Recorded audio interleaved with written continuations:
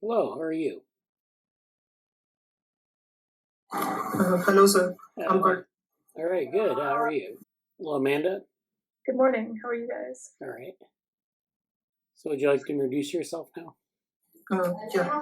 Okay. So I was first of all, my name. I'm Kshitij. I guess my name would be a bit hard to pronounce, but yeah. Yeah.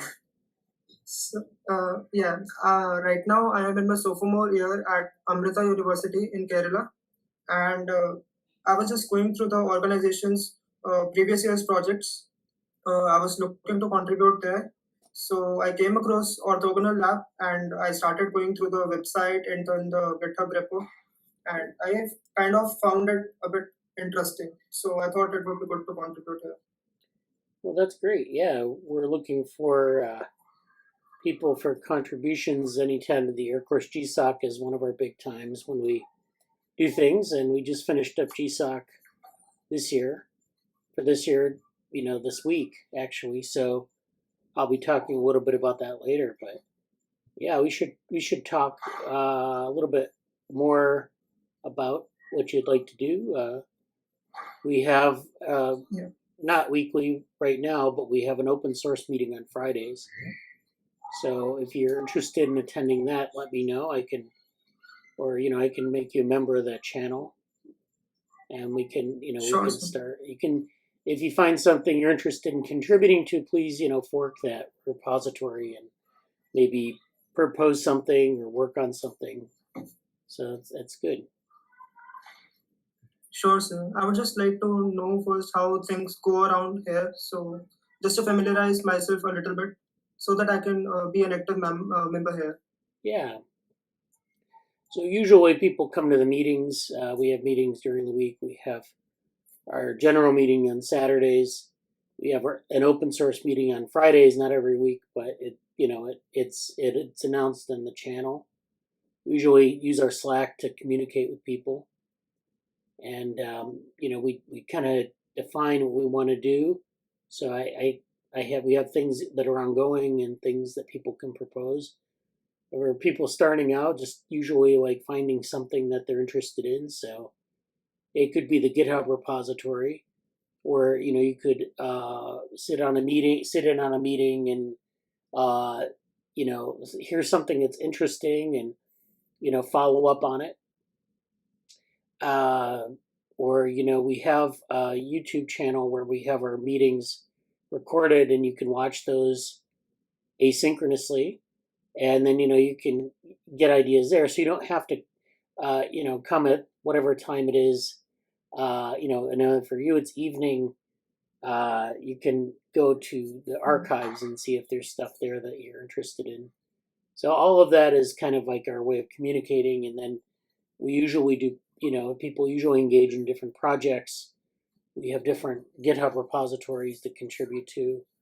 We have the developmental Bradenburg vehicles. We have the open source sustainability. We have the VR stuff that I'll talk about today. So it's a lot of stuff. It's somewhat overwhelming to start off with, but basically the idea is you take something, you pick it, and you run with it. You just find something interesting and start contributing. Yeah. I'll just go through everything once and we'll make sure to start contributing actively. Okay, yeah. Don't feel any pressure. It's just kind of a Thanks a lot. yeah. All right. Well, thank you for the introduction. Yeah. So, hello, Jesse. How are you? Good. One second. There we go. Okay. Can you hear me now? Yes. I can change. Also, hi, Kichichi?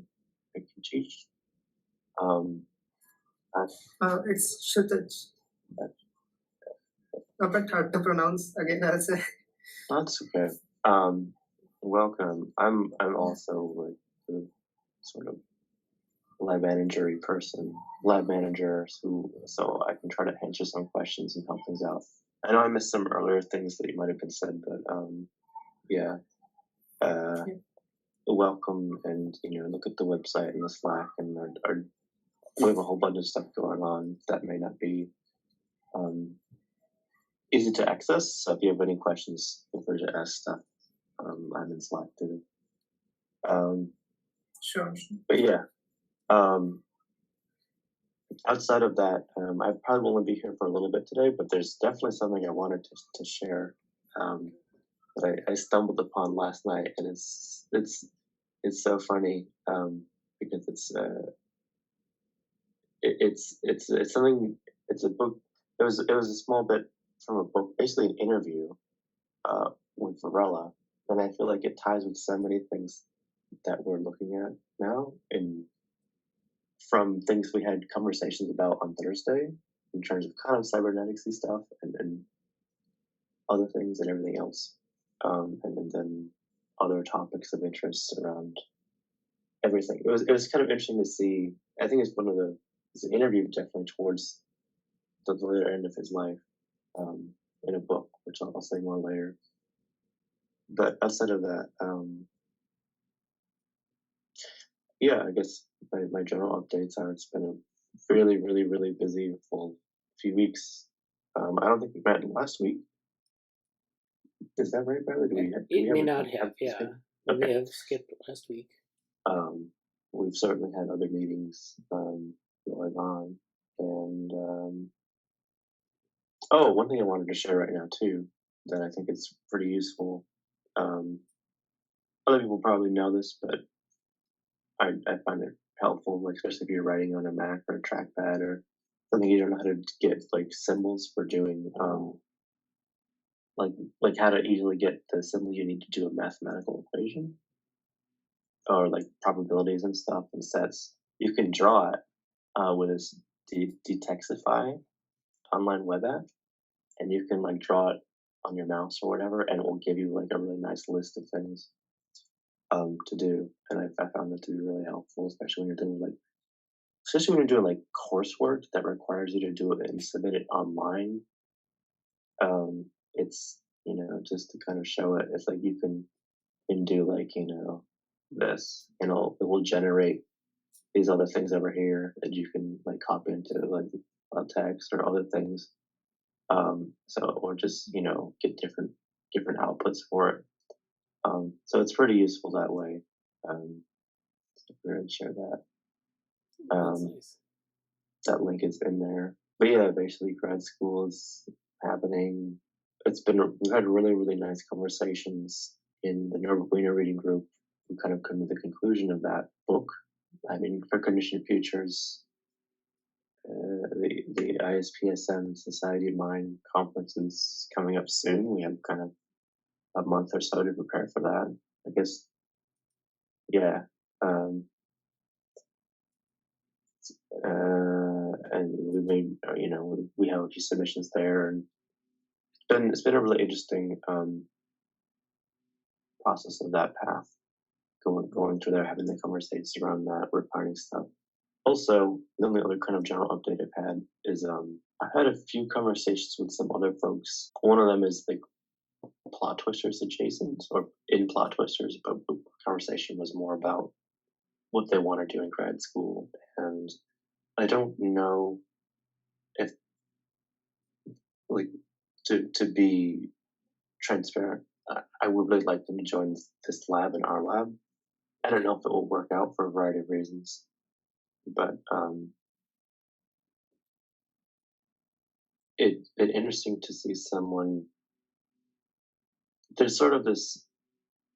I find myself in a moment where I'm surrounded by a few different people with different academic interests relevant to some of the big picture things that I'm interested in too. And I've been talking about like quote unquote person studies and these sort of bigger projects on my mind. And it was a really nice conversation to have about what they want to do in terms of their own applications. And they're kind of a little bit more like somewhere between sociology, but also like research methods and also just in sort of emotion or why different kinds of information are valid or useful or perceived as such, whether it's an emotional response or whatever. And they didn't use a term like phenomenology. They're not really into that, but there's a lot of overlaps in terms of what we talked about, and all of this ties into the thing I'd like to share later on, which is just be walking through like I don't know, six or 7 pages at most of a book in a PDF that I had actually the book physically, and I just before the meeting found the PDF online. So Yeah. I'll do that at some point, but I Okay. don't know. I think Amanda and other people have updates, but I'll probably do it sooner. I will not be around the whole time. All right. Yeah. We'll try to get to that stuff first, like, in the first part of the meeting. So. Yeah. So that's my update. Oh, I mean, in the purely lab and Manhattan things, there's a lot brewing in terms of you know, what what kind of help do we need in the lab going forward. And there's a lot of really good points about yes, specific topical like internships, but also like science communication, or I think Ankit mentioned like graphic design, just things that could help put uh, you know put what we have into a little more accessible format for other people. Like that's definitely something I've been thinking about Yeah. outside of actually structuring the bigger projects that we have. Like so much of it right now is structure is required to invite help to come into it. So, including, and then my final remark, including some of the really interesting things we talked about, sort of in the reimagining cybernetic space on Thursday. So that's my update. Yeah. Yeah. Good. Yeah, I'm looking forward to hearing about this. And then we did have a conversation in the Slack about different skills. So we're not just looking for people to do academic things. We, of course, have open source contributors, and we want ideally maybe to have people with professional skills join in and do things like graphic design or project management or things like that. And it's like, that's not the same set of academic skills, but that's something you can nevertheless contribute to if you have the skills.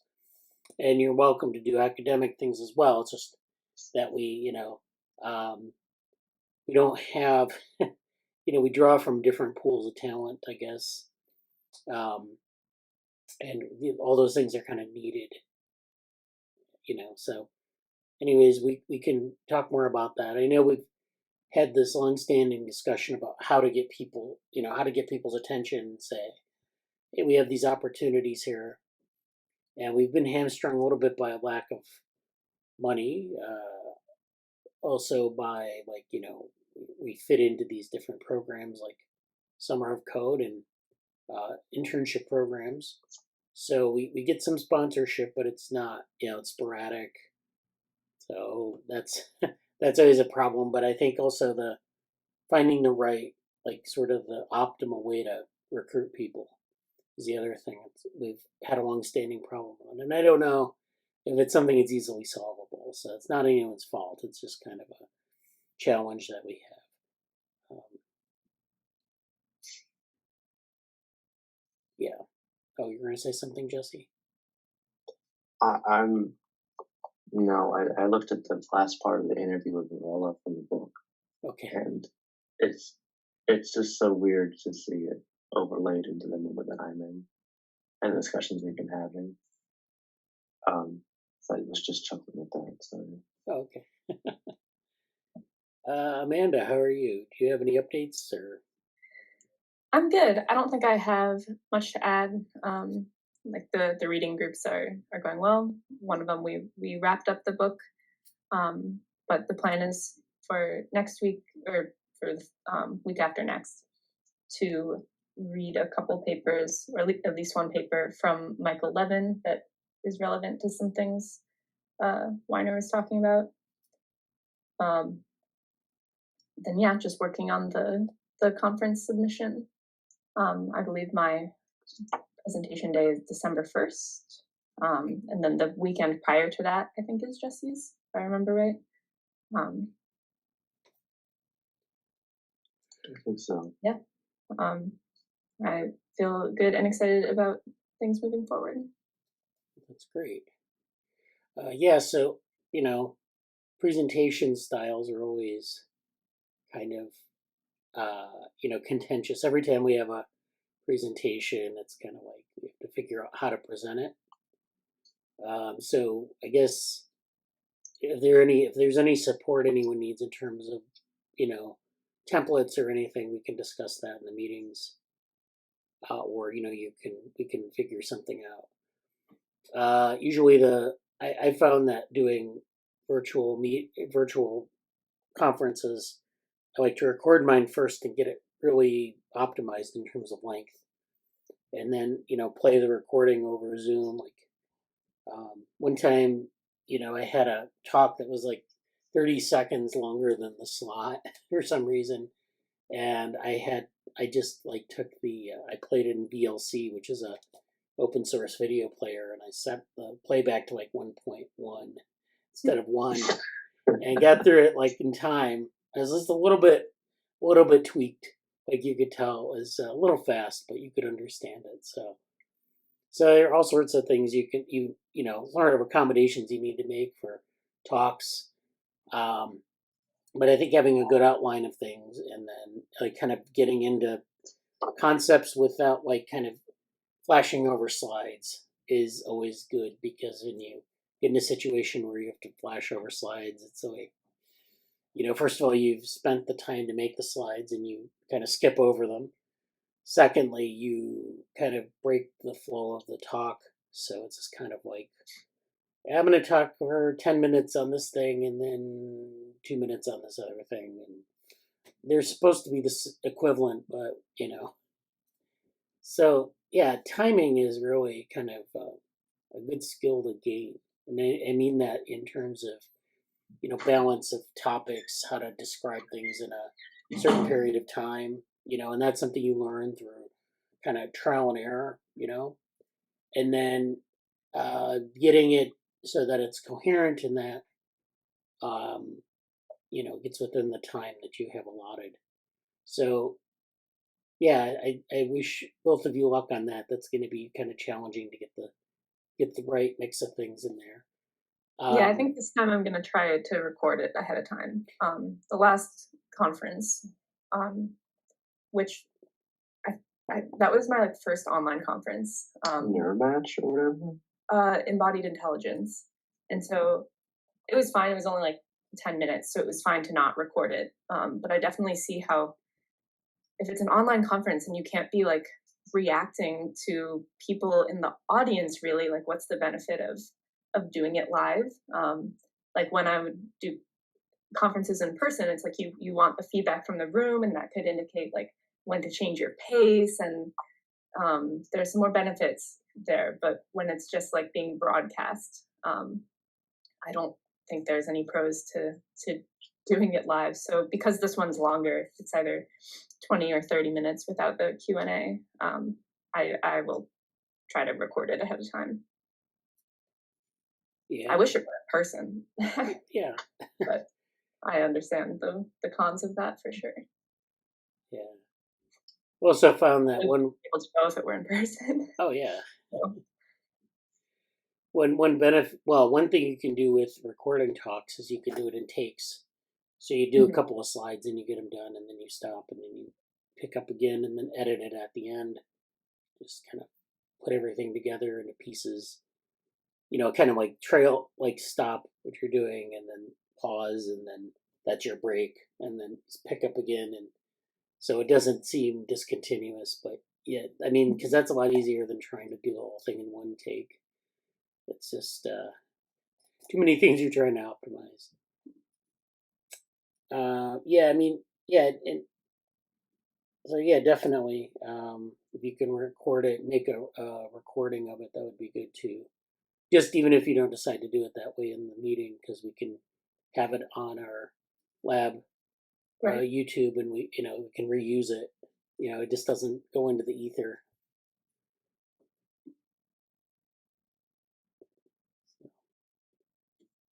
Any other things you wanted to mention? I'm excited about the cybernetics project. I know that's been like that's been a thing for that's like part of why I wanted to join the group, just to learn more about cybernetics. And I think that we're in a good position to like manifest that.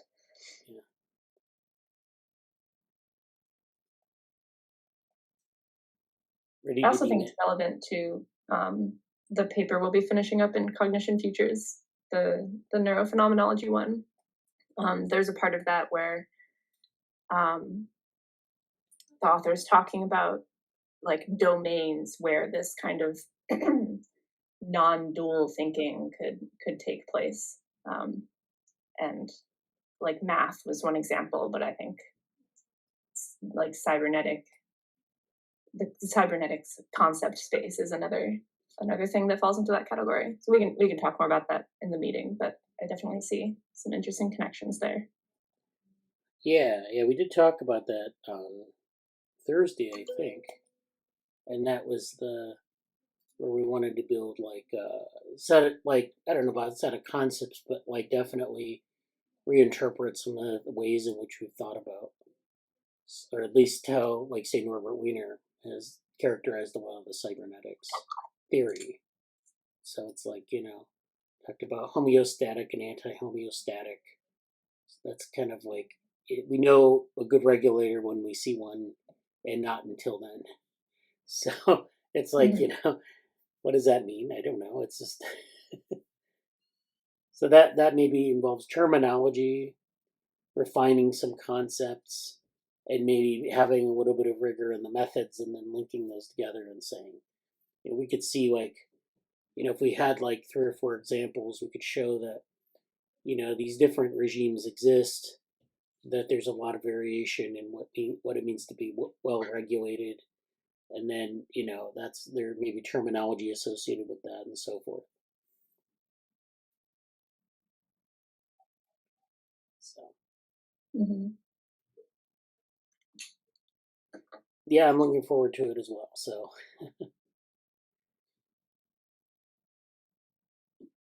yeah, thank you, Amanda. So yeah, I wanted to go over some things now. So one of the things that we've been doing this stuff with what we call developmental AI, or some of the stuff with, I guess we call it developmental neural simulation. We've been working on these developmental Bradenberg vehicles and building out some of that, and we haven't really done a lot of experimentation. We've been trying to build towards like implementation and like concept building. So I'm going to talk a little bit about how the progress on that. Let me share my screen. Okay. So the first thing I want to talk about is that this was a while back now.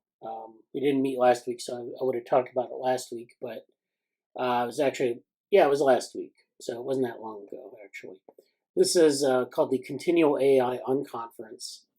And this is, there's an organization called continualai.org. And they hosted this unconference about a week ago. And it has a number, it was actually pretty good. There were a number of big names here. They had Stephen Grossberg was there, Jay McClelland was there. And then we had some people who were, not as well known, but still had some really good things to say about continual learning. I didn't get to catch many of the talks because I was busy, but I did learn from the time that I was there, and some of the supplemental materials, some things about continual AI that came useful in something that we were doing at the same time. So, this unconference, which was on Zoom, they had a lot of things going on. Let's go through the program. We can actually, maybe the accepted papers and talks. There are all sorts of things here. Basically, continual AI is this idea of an AI agent that can behave continuously, or that exists continuously to learn and to do things like that. So there were a lot of different approaches that people were putting into the pot here. We had some focus on large language models. There's this idea of dynamic environments. So your agents, if they're going to do things continually, have to be in a dynamic environment. There's also catastrophic forgetting, which needs to be addressed because in neural networks, especially, the models can be subject to catastrophic forgetting, which means that they, at some point, just forget everything, and you have to start over. Now, learning, we think that learning basically operates by agents learning things, encountering things in their world, being exposed to things through experience, and then generalizing those experiences as memories to larger conceptual models. And so you forget some of the details when you encode a memory or when you recall it for a larger conceptual category. But, we don't, the forgetting is very selective. In catastrophic forgetting, you end up forgetting everything and then having to relearn everything. So there were a number of talks on that. Then there were some of these other, there are continual learning scenarios. There was this focus on adaptive continual learning. There were some interesting real-world applications. There was a presentation on where they were training robots. So they were demonstrating things to robots, and they were demonstrating through you would have a robot hand, and you'd grab the robot hand and you'd move it in different positions, and then the robot would learn from that experience and then generalize from that movement experience to generate new movements. It was really interesting work. There was lifelong learning for evolving graphs. So there was a focus on evolving graphs. So in our work, as well as other people's work, people have talked about, growing a neural network or growing a network that encodes information. And so that brings us to development, but it's also, you have to have a methodology for that. And they talked a bit about graph neural networks in the conference, but there are a lot of examples of where you have graphs as a stand-in for the network models. So this is kind of an interesting area. Then there's there's Bayesian continual learning, which is where you have these models that are Bayesian in nature, where they have a prior, and you have, you access empirical data, and then you build your conceptual model from that. You have regularization, which is regularizing things that you learn so that you have this ability to generalize. Regularization is a common technique in physics and in complexity theory, and you can use it here as well to build, regularize your inputs. They were using reservoir computing in some talks. That was interesting. Reservoir computers are these networks in a black box that are kind of a bunch of things associated with one another, and you have I'm not prepared to describe exactly what they are right now, but it's a very trendy area, and so people have used reservoir computers for some really interesting applications. So they had pre-trained models as a practical solution for continual learning. We had some other things on continual learning from a perspective of sequential projections. I didn't get to attend this talk, but this seems kind of interesting. And then that's all for that. Let's see if they have anything else. Let's look at the detailed program again. So there were some demos here. This was a live coding session for River, which is an application that they have for continual learning. There were different paper sessions. I want to get down to Stephen Grossberg. Stephen Grossberg talked a little bit about his stuff with adaptive resonance. So he was comparing deep learning and adaptive resonance. So I think this is an excuse to kind of advertise for adaptive resonance, but I didn't get to go to this talk, but it looks interesting. And then Jay McClellan talked about three kinds of learning in brains and machines. And again, wish I had been able to go to that talk too.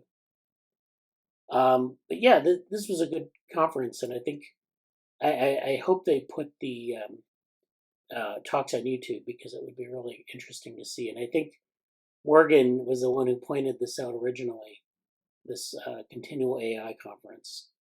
So thank you, Morgan, for the pointer to that because it was really, I think it was really useful. Yeah. Then that leads us to something else that I've been working on.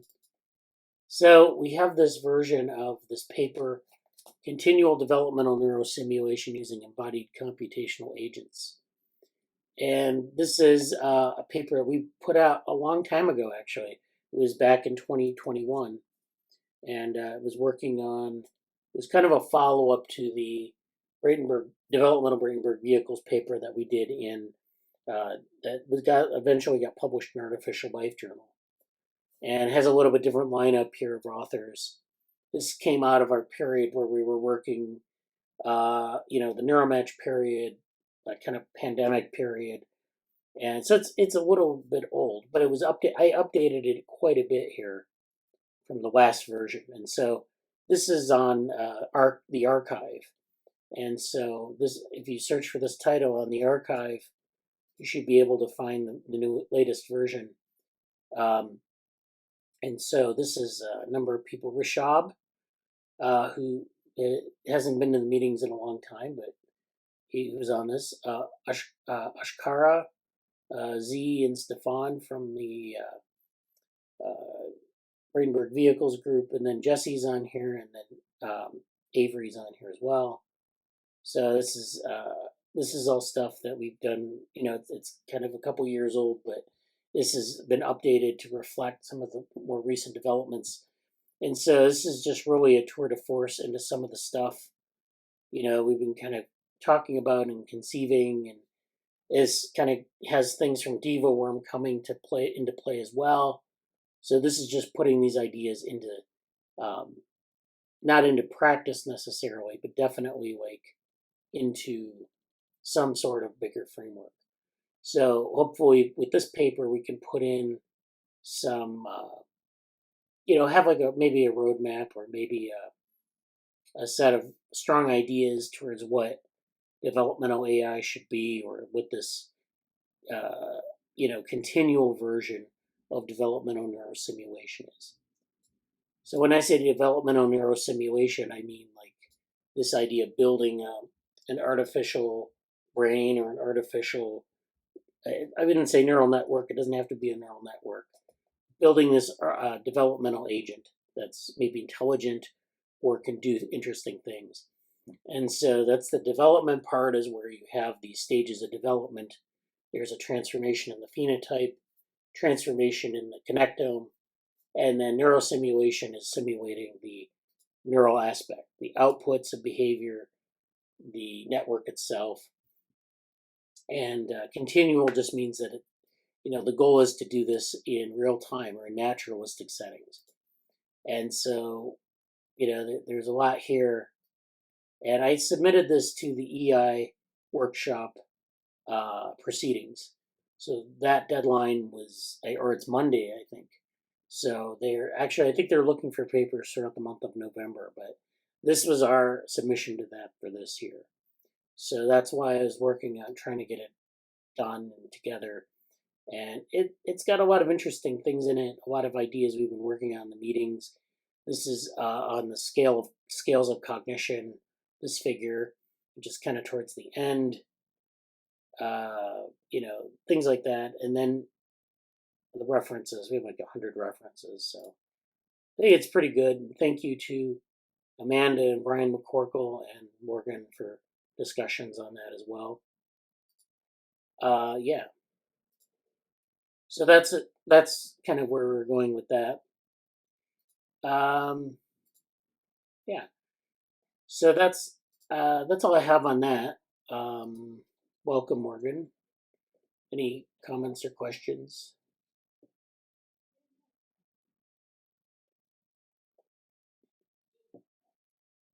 Okay. So yeah. So the next thing I wanted to point out was that we have our cybernetics meetings, and we've had the cognition futures meetings, which have been focused on that project, and then we've had this human use of human beings reading group, in which we've had 13 meetings, and that's maybe hopefully will transition us into a new phase of the cybernetics project. I found some interesting things here. I have a playlist here of all of our meetings for human use of human beings, but with, and Jesse will probably like this, Norbert Wiener thumbnails. So I collected a series of thumbnails of Norbert Wiener.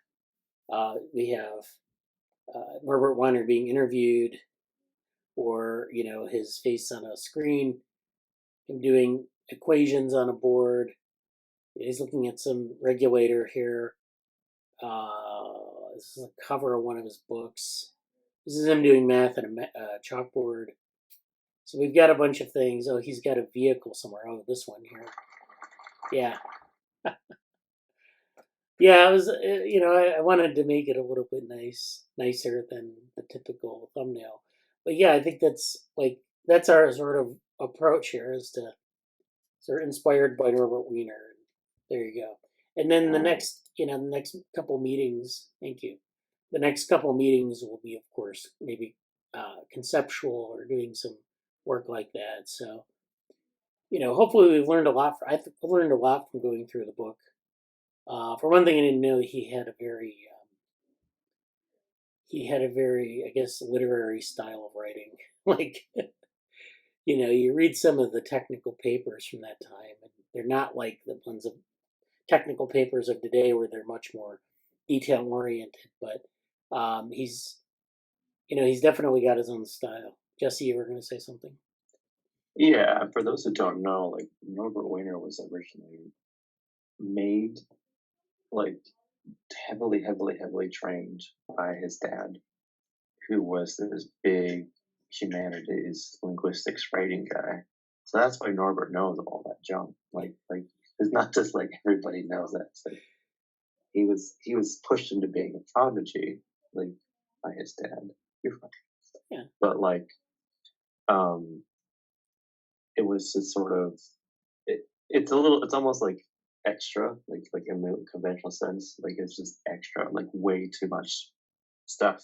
But it also, it's interesting. I think it lends to his viewpoint somewhat. Like I think it helped him be aware of like zeitgeist and transitions because of it. So yeah, it's interesting to see that same person be like also the ridiculously like a mathematician. He's thrust into both those worlds, and I think some of the insights come from having to straddle those potentially very different worlds. Yeah, but like I appreciate you putting all that stuff together, and I think there's sort of a nice I don't know, it's a nice framing for the cybernetics thing. We never really had like a cybernetics, like reimagining cybernetics website or anything like that. But I think kind of what I'm envisioning for this, and this is something else to detail more later, but I'm envisioning sort of exactly what we talked about with the cybernetic stuff. And then kind of an adjacent thing would be a return to some of the logiciel work that Johann did about like what are the sort of horizons of the mathematical arena, and like that kind of language for describing some of the things in the space. Like cybernetics, I think at the system level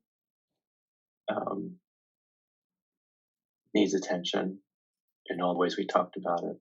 And I think there's just sort of it's kind of like, I'll detail this more somewhere sometime else, but like I'm imagining sort of this grand strategy for like all the different stuff that needs to happen.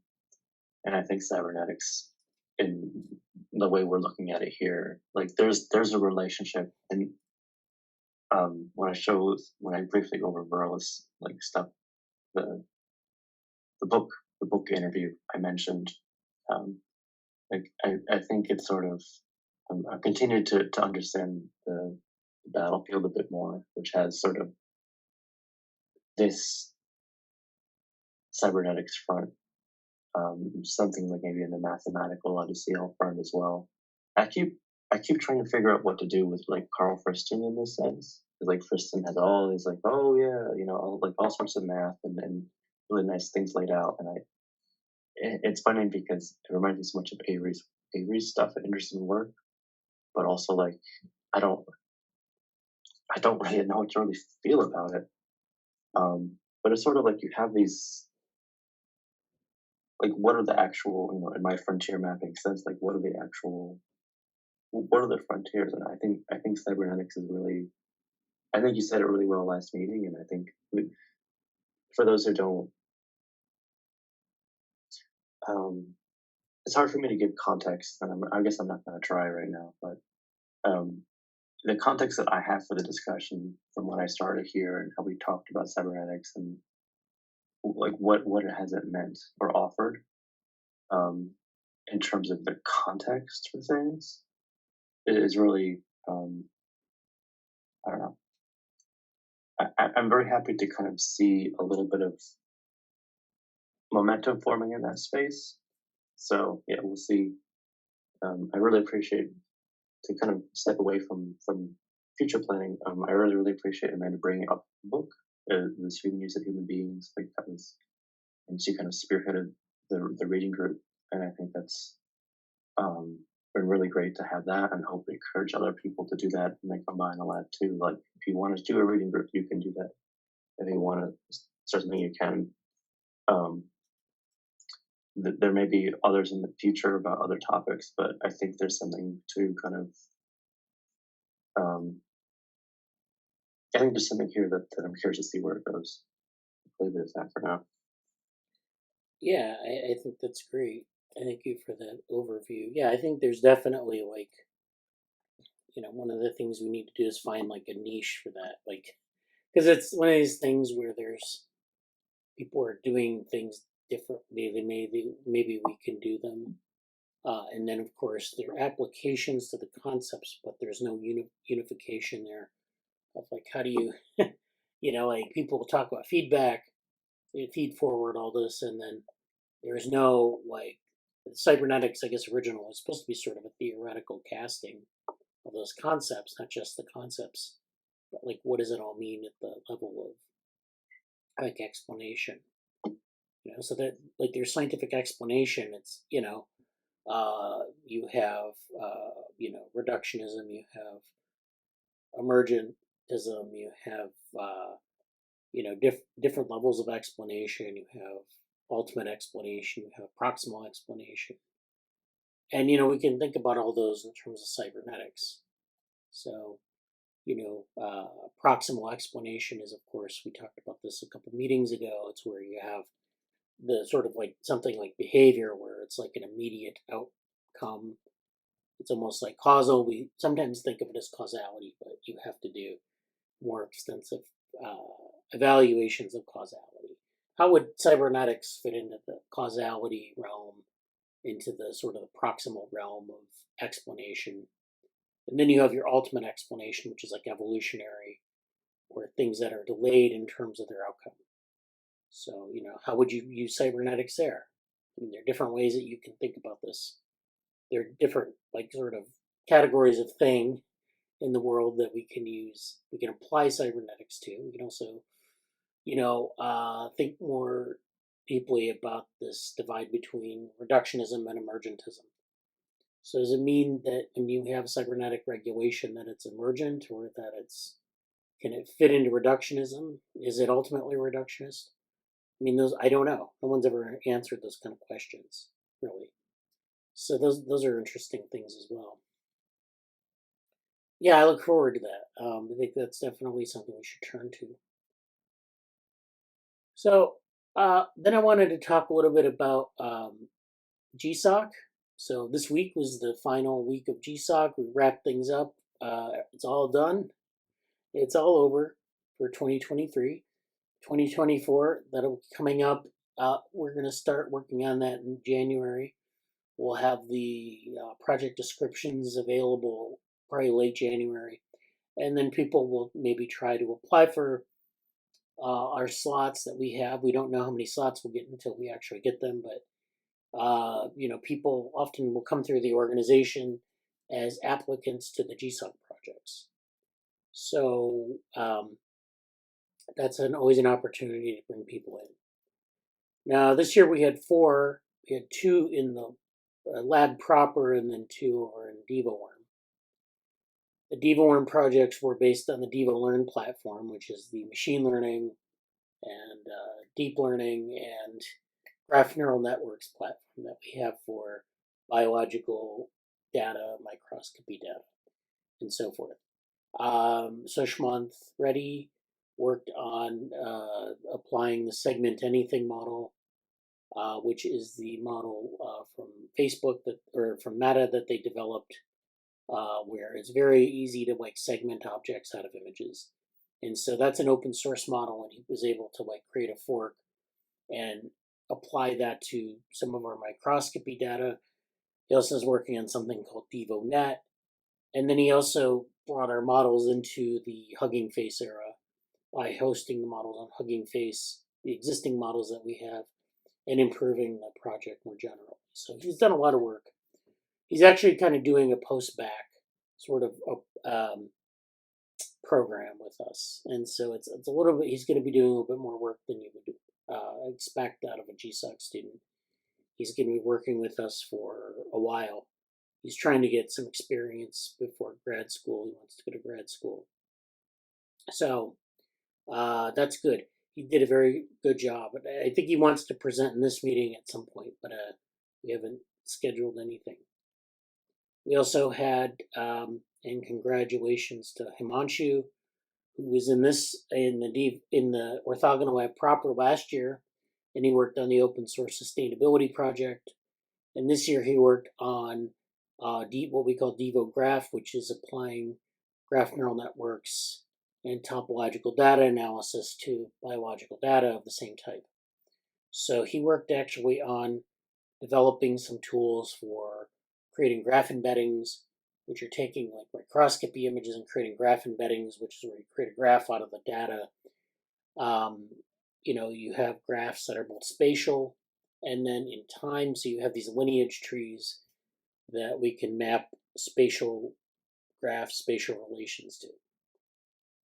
And we can generate a number of those, and they can help us understand the structure of, say, an embryo or something like that. Then we have, then he did some things on topological data analysis.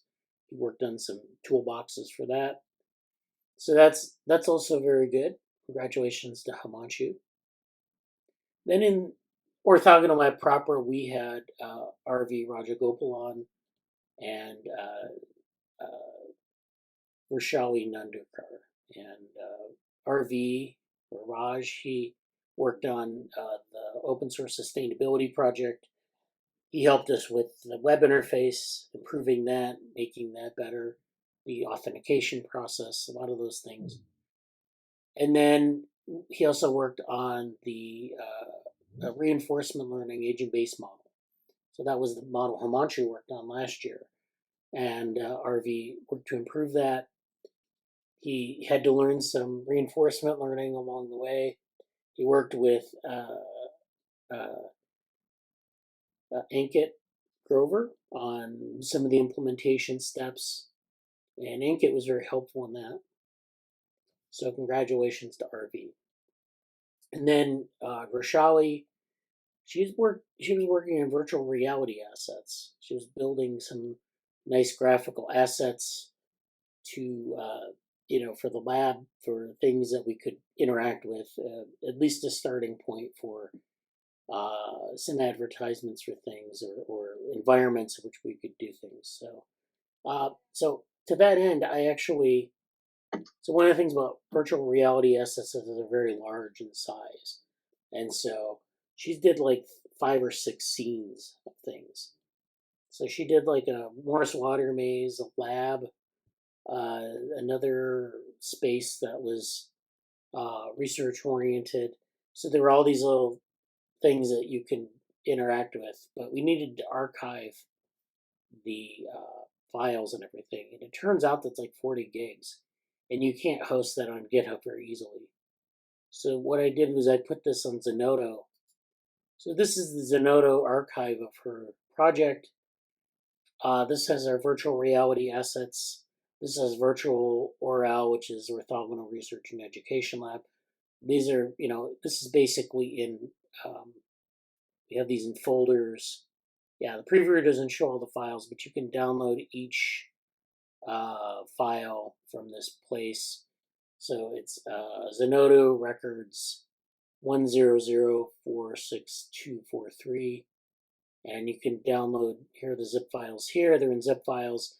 You just open them all up, and it's pretty big. It's like, I think, I don't know how many gigs this is. This isn't as many as I thought it was, but it's actually maybe about 10 gigs.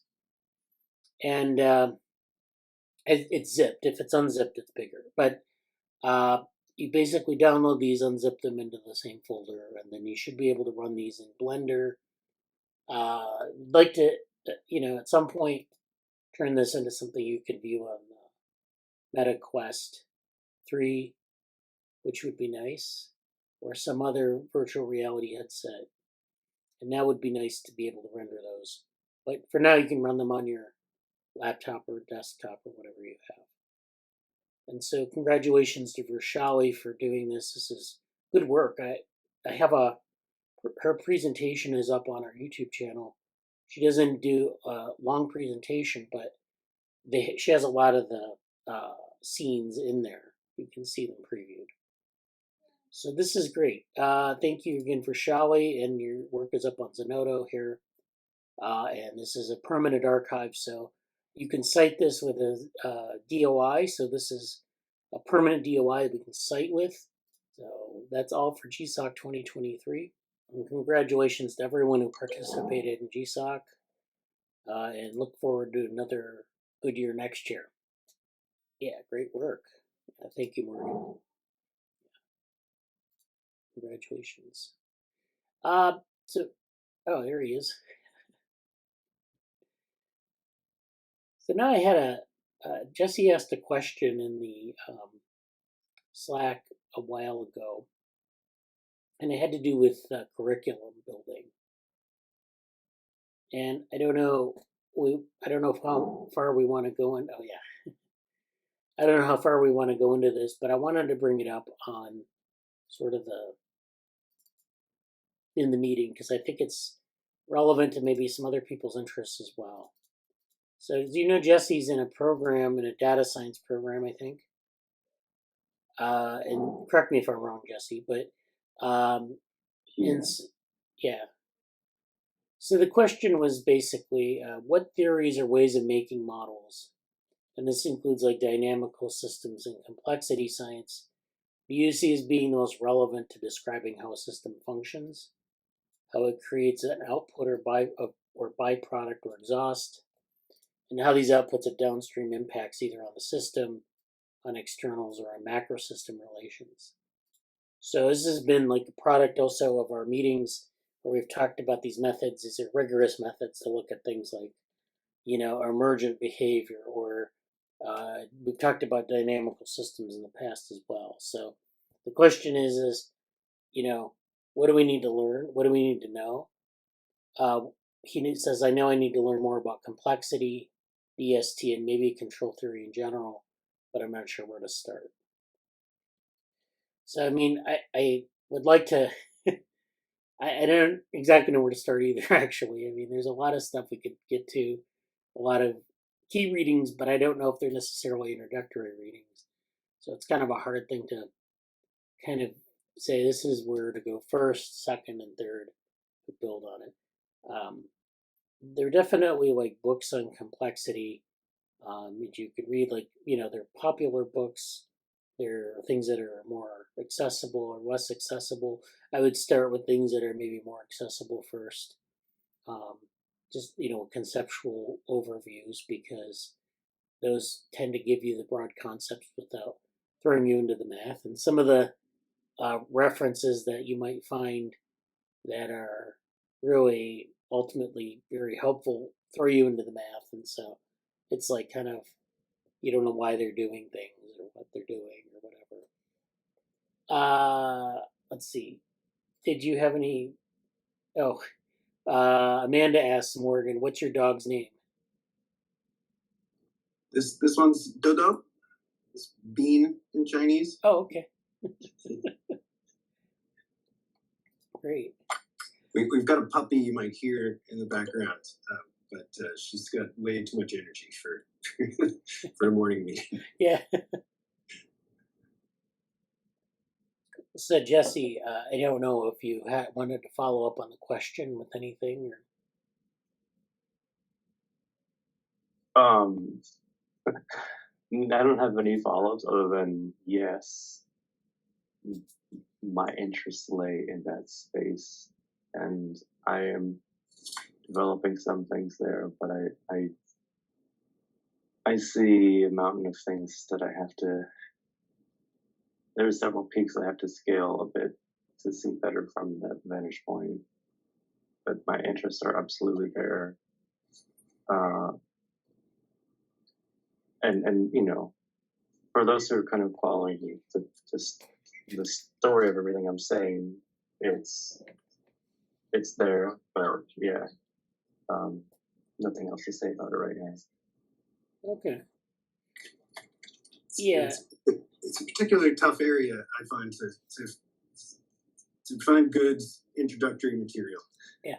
Like the control system, complexity system. I mean, if you pointed out the summer school, the Santa Fe Institute, like fall summer school, I forget, they've got some good readings. I know Amanda and I talked about the nonlinear dynamics reading that they suggest from the woman at University of Colorado Boulder. I'm just getting up here, so give me a sec. I'll find references. But yeah. Yeah, you can post them in the chat if you find them. I know Brian was interested. I think he took the nonlinear dynamics course too. I interact with Brian now and then occasionally. Always welcome to come back and just share like your adventures and your thoughts, Brian, if you ever watch this, because always cool stuff. But yeah, I feel like that some of the question that Bradley saved and shared is a bit of there's a lot going on in that space for me. It will take some. It's a longer term goal, but I'm always happy. If anyone even wants to talk about that, I don't know. Some of that's something that like I don't know if it's in the Big Ideas Discord, but basically I would like to have discussion about it there, and I honestly don't want to have it in Slack, because by the time I get to it, it will be past the time I can access whatever is in Slack. So I would kind of steer that. If you have links and ideas, let's use the Discord for that. Some of the longer term project stuff is there too. But that's something. That's definitely something in the year 2024 that will center a bit more for me. So good, yeah. So I mean, the interesting thing is that like Santa Fe is just one perspective there, and they do a lot of stuff with like dynamical systems. But we've talked about some of the systems theory stuff as well. There are other groups doing things, and they always have their own flavor. It's kind of interesting to survey this area that you have some groups that talk about dynamical systems. Others talk sort of about like cybernetic type models and system boundaries and things like that. And other groups talk about like have a very qualitative description of things. So like a lot a lot of the stuff that you'll find in, say, coming from the sociology perspective is like very verbose, and it's like they all have their own take on it, and they don't necessarily. I mean, I've seen people put together reading lists, and they've kind of maybe focused on one or another, or maybe you get like a smattering of things, and it's hard to really integrate those. But that might be something we talk about more in the cybernetics group as well. Like that's, I guess, sort of the legacy of cybernetics is that you have these dynamical systems that are, or the dynamical systems approaches, or the systems approaches where you're using some of the same concepts. You're just not. I mean, the language is a little bit different, and the spirit of it is a little bit different, but still. And we get like a taste of that with Norbert Weiner because he talks about like kind of cybernetic concepts, but then puts it out into a larger, casts it in a larger sort of net. Especially talking about some of the things with information, and but he doesn't really get highly technical. Like, is information a type of energy, or is information have boundaries, or whatever? Information systems have boundaries and things like that. Yeah. So, yeah, we can talk more about that. I think there is an exercise in curriculum building there, but we'll have to revisit that. And yeah, we'll talk about that in the Discord. Yeah, and it's a nice. I don't know what else you wanted to talk about, but it was be a particularly nice dovetail with some of the other stuff I was going to mention. Yeah. But yeah, it's just as a plug to the public audience. Like one of the absolute coolest things about Orthogonal Lab and Bradley is that he gives you a lot of space to do, like, I don't know if meta science is the right word, but like do the theory work and consider, well, what would you actually, how would you want to restructure all this stuff? Well, how would you make a curriculum? Where would you want this field to go? And I find that to be like something that is so important, but also not really very well talked about in a lot of generic academic environments. I mean, if you're in a PhD program, I guess it's sort of expected that way, but a lot of times undergraduate or like master's level students don't necessarily get real discussion about that. Like I didn't get exposed to that for a long time, but it's very much on the table here. So I think that's something that's like a really strong point, even of the lab and the community, but also one that's it's hard to recognize it as a strong point unless you start being in that space and really trying to do things in there. So like you don't really know until you try to have a lot of other experiences bumping up against the walls in that space. So yeah. Yeah, Yes. so I don't know. Please talk about your stuff. It'll be really quick, and I could kind of head out anyway, so I'll say this and then probably dip out. If there's anything like relevant in the rest of the meeting, like just please tag me about it in Slack afterwards, and I'll look at it. But really briefly, we had a number of things to touch upon this today, and I'll just share it this way. I think this is working. Can you see this? Yeah. So this is from the book here. I can't even see the pointer. Oh, okay. It's from this book, Conversations on Consciousness, with Susan Blackmore. I saw that Amanda in the Slack mentioned. She also has like a short introductory guide, like an introduction to consciousness or something. Susan Blackmore, the author, and this is a different one. But I found this at my local public library. So, and then I obviously found this PDF online. But I'm interested. There's a lot of interesting takes here. Like it has Chalmers and Dennett and stuff, and I haven't really gotten to some of those. Roger Penrose, Searle, Monaghan, all these folks. But today we're going to talk about Francisco Varela. was at 222.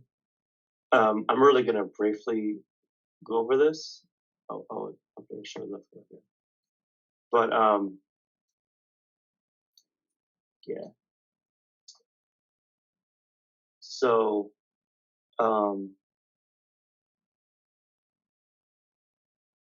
it's quite interesting for me to see this at this moment in time. And what do I mean by that?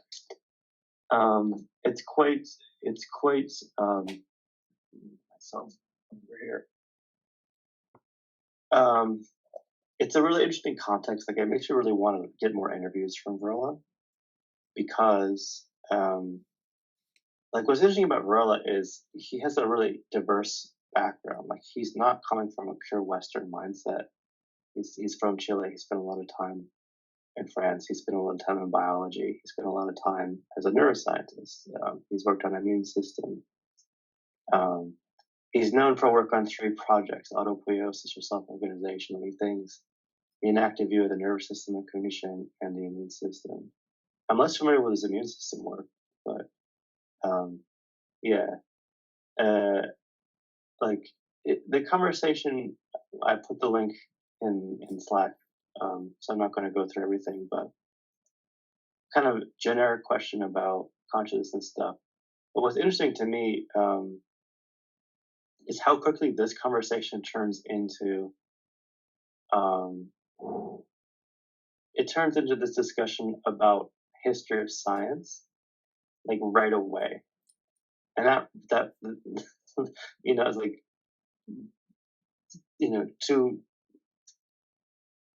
less than 10 sentences, and we're into this discussion about history of science. I'm like, oh, that's funny. Why would he do that? But it actually continues to make sense. Anyways, it's political.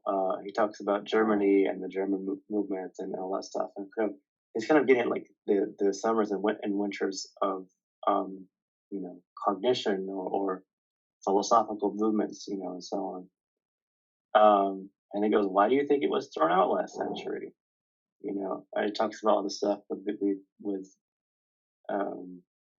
Germany and people doing science in the United States. He also talks about William James, and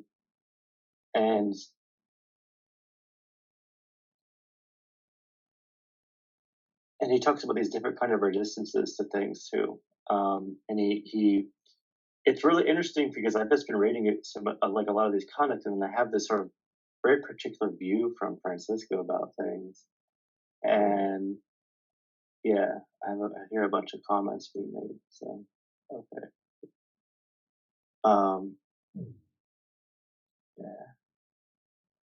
Yeah, me too. Let's see.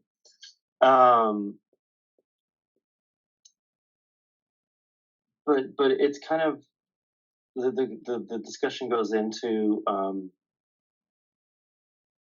phenomenology and this sort of internal first person third person data, and what do you do with that?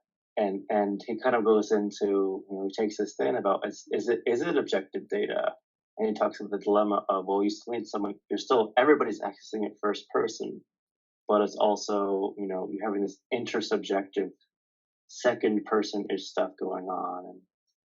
And I think this book was released in 2009 or 2006, and Varela passed away, I believe, in 2001.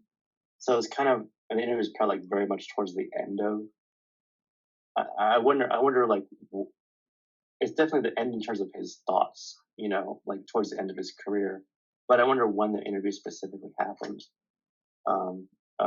It's interesting to see, like, his evolution of his perspectives and what has stood out from that. There's this discussion about the shirt and the color and first person stuff.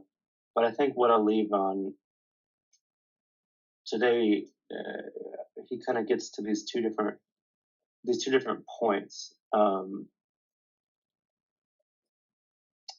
You raised 2 points that are at the core of the difficulty for the scientific community has with consciousness.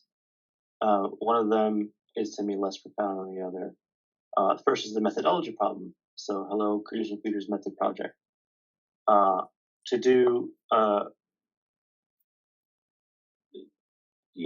this, he talks about the problem there, and you need a substantial amount of training, which alludes to maybe microphenomenology, paper we read, cardiophenomenology, and obviously on becoming aware, which was basically his, his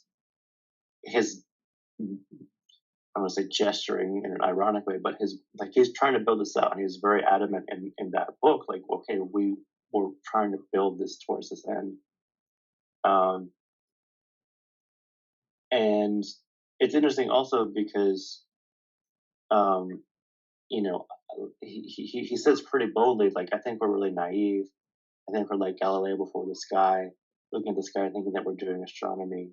And, in terms of saying our methodology is there, he also talks about, like, he says somewhere around here, like, make a specific thing about the tools that we use, the tools that we have. But then the second point he wanted to make, so, talking a little more about the experience, which I'm kind of gonna, I don't know, that wasn't as, yes, the machinery is not a computer, and it's this sort of, like, this is some nice language about a different problem that I think progress to do is come understanding how the brain works, how it can differentiate from blah blah blah blah.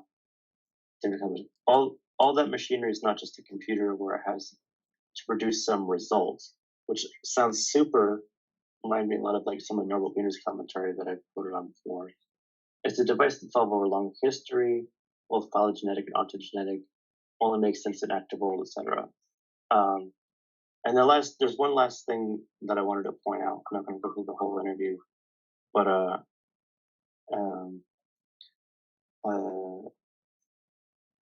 yeah, this is about the feelingness and the phenomenal stuff and so on.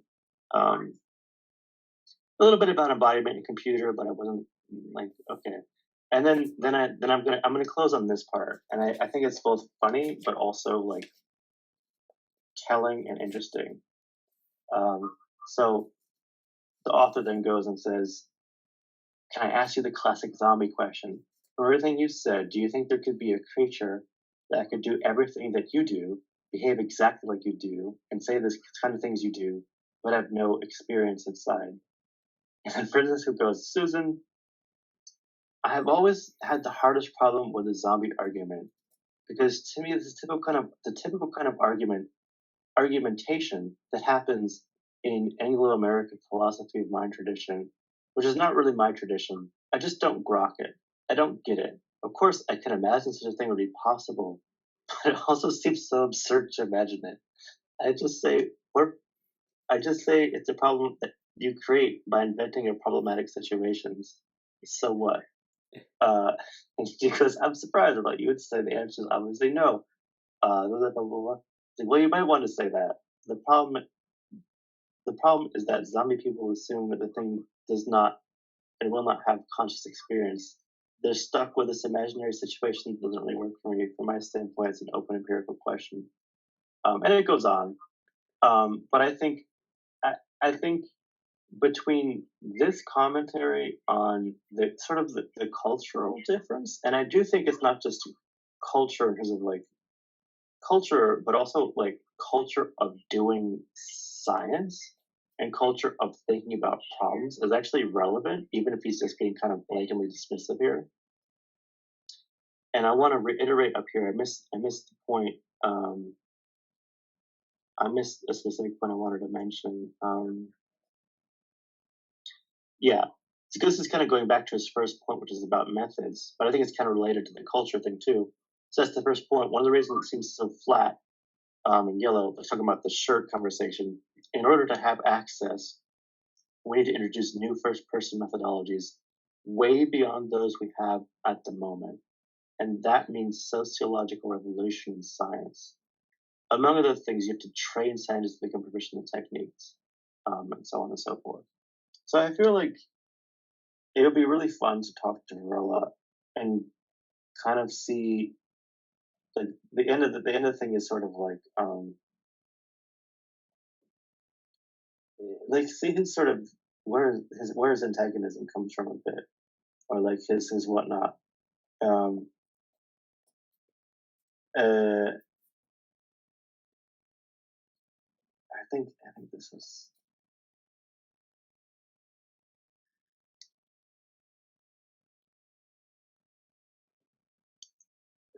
There's something in this in the end here where it's a bit like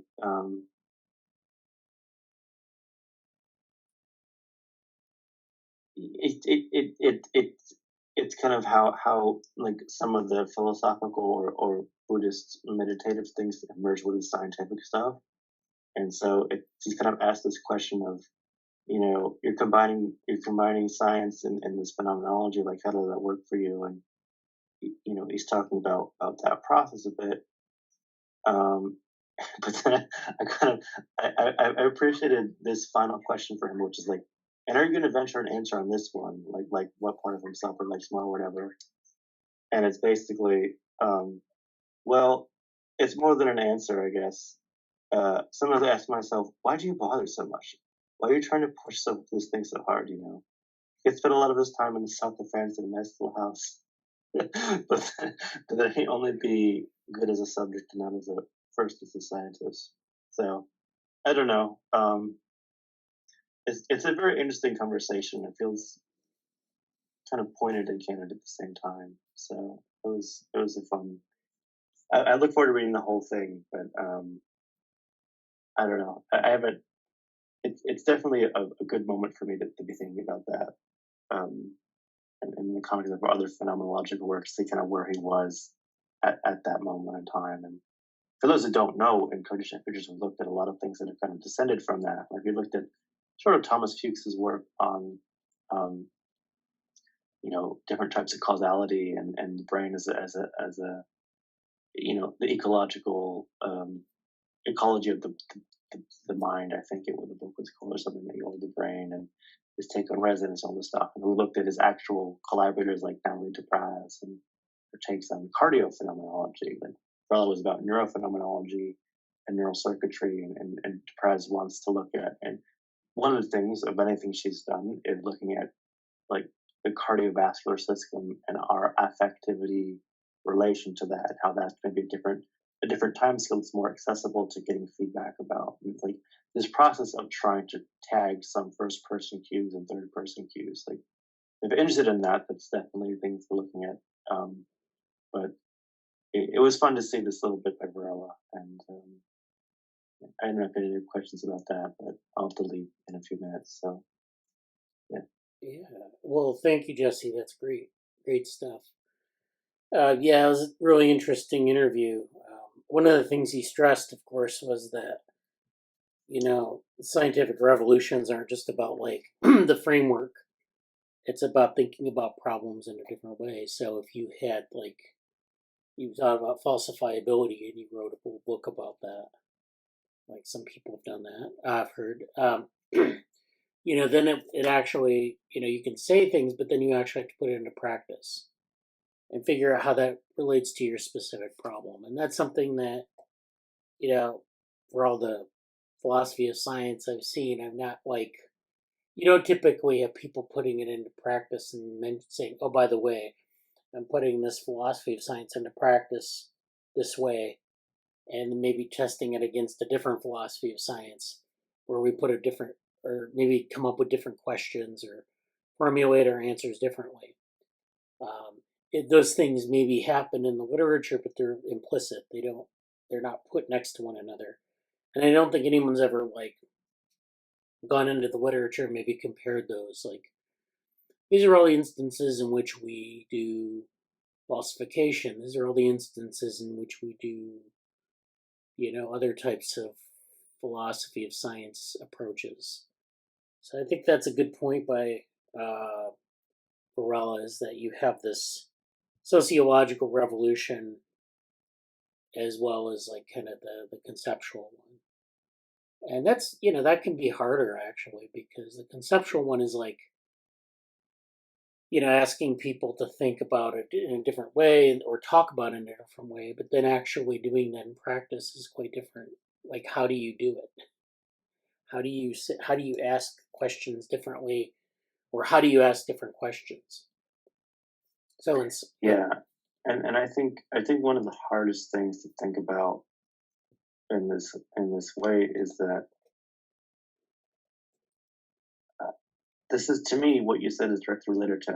I keep doing the cell phone analogy lately. Like, we're all staring at computer screens right now, right? We have these extremely developed pieces of hardware and engineering and software and all that, and there's this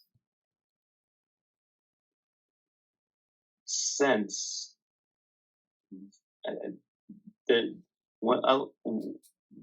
if there's a naivete about like the mind or whatever, which sure maybe it's the case, I think there's a really impossible context to try to convey, which is, I use the cell phone analogy because, like, okay, we have this, you hold this thing in your hand that's so technologically powerful, and there's sort of this, like, it's, I don't know what to call it. There's such an assumption that, oh, like, all the other stuff that falls in the realm of science or understanding must be that developed too. And I think it's fair to say, oh, well, it isn't, or doesn't necessarily mean it is. But specifically to the point that Brenda just said, not only is it hard to develop a different philosophy of science, it's really hard to communicate well, a la Frontier Map and many of the things that I've done in that space, or I'm trying to do in that space, I should say. It's really hard to communicate why the platform that's most accessible has become the hegemonic interpretation, or the method by which you formulate your questions, because it's not like there's often, and it depends on the fields and the nature of it, but there's not like there's a robust discussion about the many different ways to form a question. Like, if you get in certain spaces that are amenable to that, great. But I would say it's not so much the case. It's like it's sort of a bit like, I think maybe a really accessible analogy might be, oh, are you using PC or are you using Mac? Or are you using Linux? Like you kind of have one A and one B, or like 1 and 2, and maybe a third thing, but you don't really. It's not like if you say, oh, well, I'm making my own operating system, I'm going to run my own stuff, people will be like, oh, well, cool, but I'm just going to stick to my Windows because it's really easy to do things in that space for me. And I feel like that's kind of, it's a difficult analogy, but I think it also fits a little bit of like there's a really difficult way of communicating that space about the pipeline, and also the inertia behind it, beyond just the funding, beyond just everything. Like, the infrastructure is so slanted that the path dependency is set to a certain degree, but also it doesn't mean it's infinitely set either. And I think articulate ways of talking about that are just really hard and not at all popular in anything that I've really come across. So anyway, I'll leave it at that for now. Okay. Well, yeah, that's great. So I don't know if Amanda or Morgan had anything to say about that, or any thoughts. Okay, not right now. Yeah, I think this is a good thing to talk about in the coming meetings, or in our other side meetings where we have, like, we can back it up with maybe some readings or something else. Yeah, I like this idea of like operating system analogy. So like you're operating in Mac and you want to move to Windows, and we know that there are like costs to doing that. There's like well, I mean, it's like any kind of scientific theory too, that you're in one theoretical paradigm, and you want to switch to another theoretical paradigm, and sometimes it's hard to learn the ins and outs, or sometimes it's not as well accepted. So you have to do more work to sort of get up to speed. I mean, there are a lot of things to work with that analogy, but I like the operating system analogy in that, like, if you do a certain type of investigation, or if you're doing it in a certain way, there's certain questions you can ask or answer. And then, if you switch to another domain, there's certain questions you can't ask or answer. And the question is could you use like a combination of both methods or both philosophies of science to increase your coverage? Yeah, absolutely. And I guess I'm invigorated to say the specific point, which is like it's really challenging because in one sense what we're talking about is kind of what I would consider there's an extreme obviousness to what we're saying at a certain level of research. Like if you're doing research sincerely, you're going to have to deal with the philosophical implications to an extent. But like I say that, but at the same time, my point is more so like I also feel like literacy about this topic is actually really out of vogue. Like I don't like we talk about like media literacy or critical thinking were all kind of big terms in the past, but I feel like there's not really like there's Conrad Cording and kind of the Neuromatch crew, and also like Megan K. Peters, and now I like there's philosophers who do philosophy, like but I guess I'm kind of intrigued right now by the sense that I actually think there's in a lot of the scientific, I don't want to say community because that sounds way too broad thing to generalize about, but I guess what I feel I can safely say is literacy of the philosophical lens that is inherently tied to whatever the methods are, I think is something that is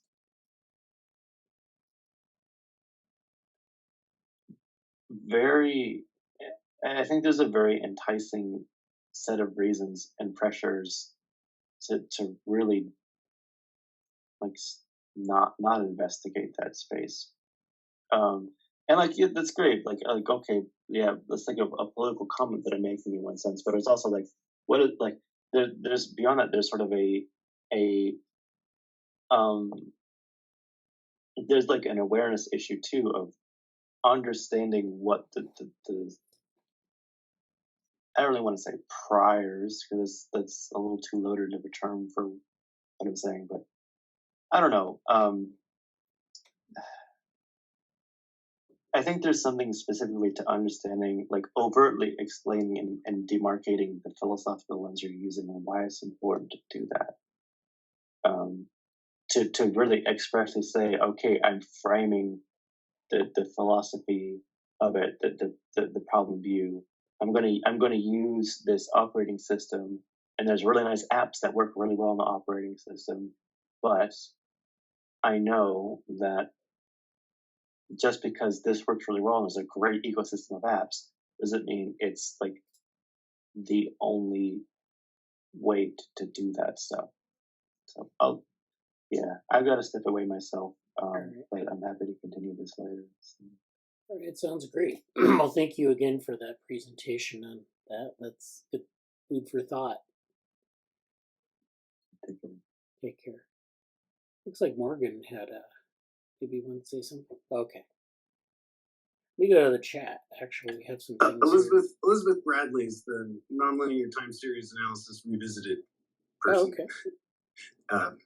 But yeah, still finding some good complexity control theory papers, intro papers. Yeah. Could you put them in the chat or? Yeah. So yeah, we can do that, and then let me go through the chat though because I haven't done that in a while.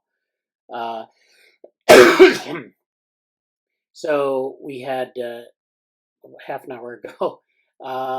So Morgan went to look through his books and he found a Norbert book called Gods and Golems.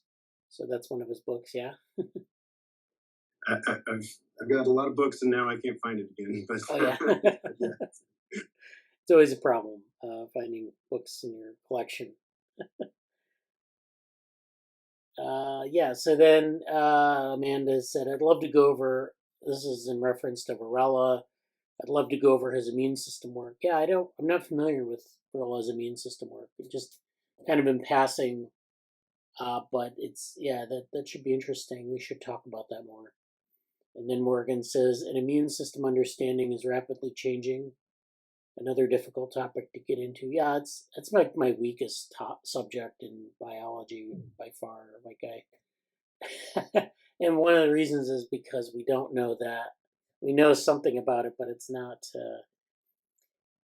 something you learn in as much in the curriculum as you learn about like evolution. At least for me, it's kind of like you learn all these other things in biology and there's some immune system stuff, but it's anyways.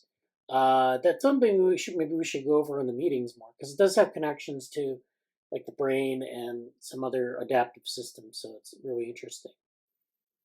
And then I'm sorry, but I had to leave the meeting as I have another one scheduled in about 5 minutes. So thank you for attending. And then it was a great experience being a part of this meeting. Looking forward to connecting further. So thank you. Thank you. And then Amanda said, not right now. That was in reference to the questions about Jesse's presentation on philosophy of science, which I, again, should go back to in subsequent meetings.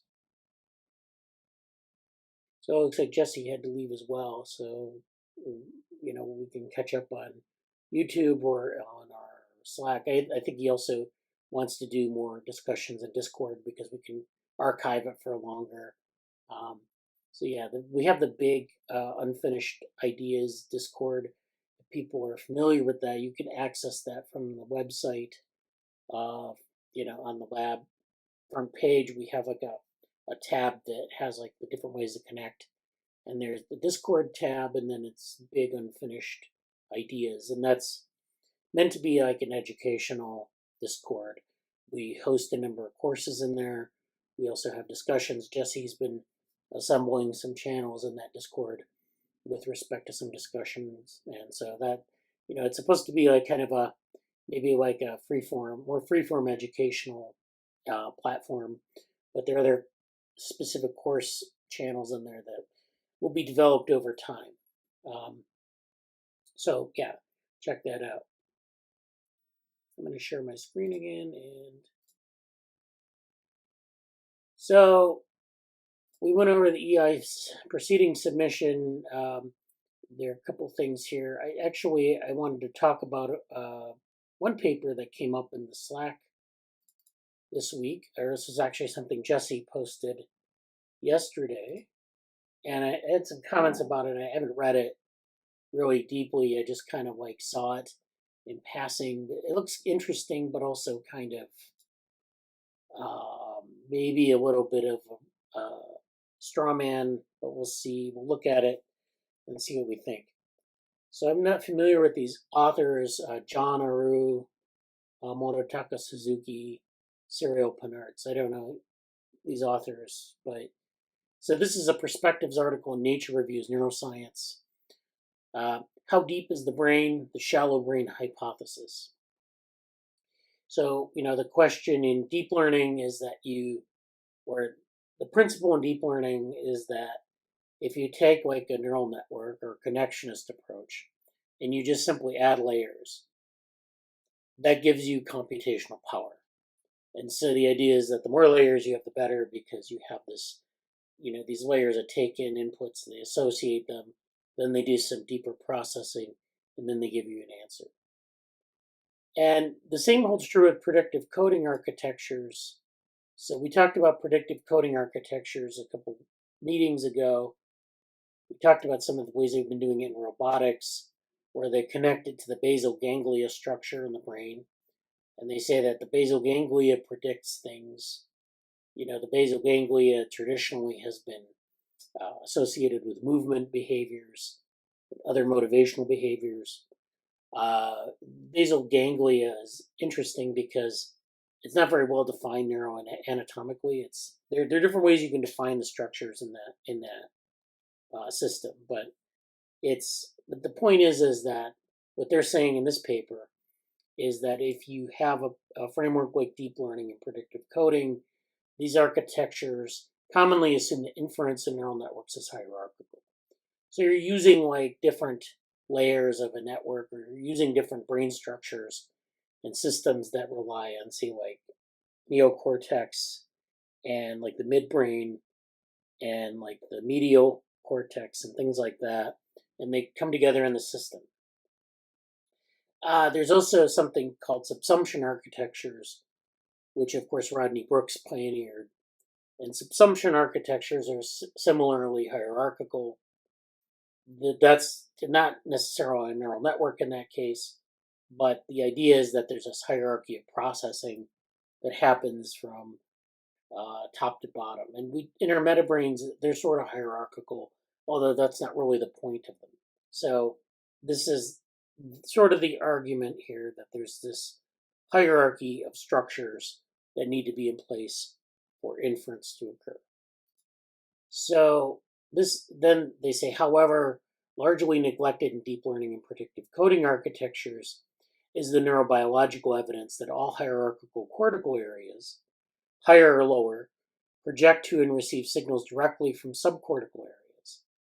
Okay, so this is where they talk about some of these hierarchical cortical areas. So we have the cortical columns.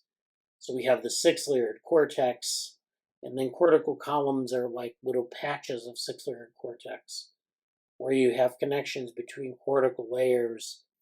The bottom layer is doing some of the processing, basic processing. The top layer is doing more associative processing, and so forth. So this brings us to Numenta and some of the work that they've done. So they're working on cortical columns and building these models of, hierarchical cortical structures that will serve as like processors, and then you can array them in parallel. And he's like Grossberg. He's got he's got a new book out that kind of outlines his theories. It's like 1,000. Oh, 1,000 brain hypothesis or something. 1,000 brain, something like that. Yeah. The 1,000 being like a very general number. Yeah. Well, anyways, there are more than 1,000 cortical columns in the human neocortex, but that's the point. Kind of. So they receive signals directly from subcortical areas. So your neocortex receives signals from your midbrain, from your brainstem, actually it goes through the thalamus, and then from medial temporal lobe and things like that. So there are all these different areas that aren't 6-layered cortex that are also involved. Given these neuroanatomical facts, today's dominance of corticocentric hierarchical architectures in deep learning and predictive coding networks is highly questionable. So this is the corticocentric hierarchical architecture, where it's either like modeling cortex or like everything ending in cortex, and then that's sort of the corticocentrism that they're arguing against here. So, it's basically the idea is that a lot of models assume that cortex is everything in intelligence, or that cortex is sort of like the point of intelligence. And so, a lot of you would be mistaken to think that that's true, because if you think about, say, like mammals, we have a neocortex that has enlarged in different ways. Birds actually have a pallium that is sort of a stand-in for our neocortex. The bird pallium is very complex and has expanded quite a bit, and it actually serves a lot of the functions of neocortex. So, this is the idea, is that this corticocentric idea is not necessarily the way to go. And so I think they kind of conflate a couple things here, but I think that's basically the idea they're trying to get at. And so such architectures are likely to be missing essential computational principles the brain uses. In this perspective, we present the shallow brain hypothesis. So there is the shallow brain hypothesis, which is hierarchical cortical processing is integrated with a massively parallel process. So we have this hierarchical processing, we have this massively parallel process, to which subcortical areas substantially contribute. So maybe if I draw this out, it may make a little bit, just to like put it in context, it might make a little bit more sense. So we'll take like maybe a mammalian brain or a human brain. This is it's sort of an idealized model of the neocortex, or sometimes neuroanatomists call it the isocortex. And this is 6-layered cortex. So we have other types of cortex, and not just mammals, but other vertebrates, where you have, like in medial temporal lobe, which is here. This is medial temporal lobe. This is where the hippocampus is. And the amygdala. This is 2-layered cortex. So if you read things on the hippocampus, you'll find that there is this 2-layered cortex that does a lot of stuff with spatial cognition and memory consolidation. And it uses that structure to model like spatial phenomena. So like we have place cells and grid cells and other things like that. And so this is different than the 6-layered cortex. The 6-layered cortex has expanded in mammals. If we draw a tree, which is a phylogeny, we have like, I have this right, we have birds. We actually have fishes out here, vertebrates. Fishes have something called a 3-lobe brain. Lizards and amphibians are here. And then mammals are here. And I think I have this branching right. But the fishes have a 3-lobed brain. The lizards have like a neocortex that's very small. Birds have this pallium that's kind of serves as a stand-in for the neocortex. And then mammals have this expanded neocortex, which means it starts as a small layer here, and it's expanded out in size, especially in primates, but it also has 6 layers. So if you take a cortical column, you have 6 layers of cortex.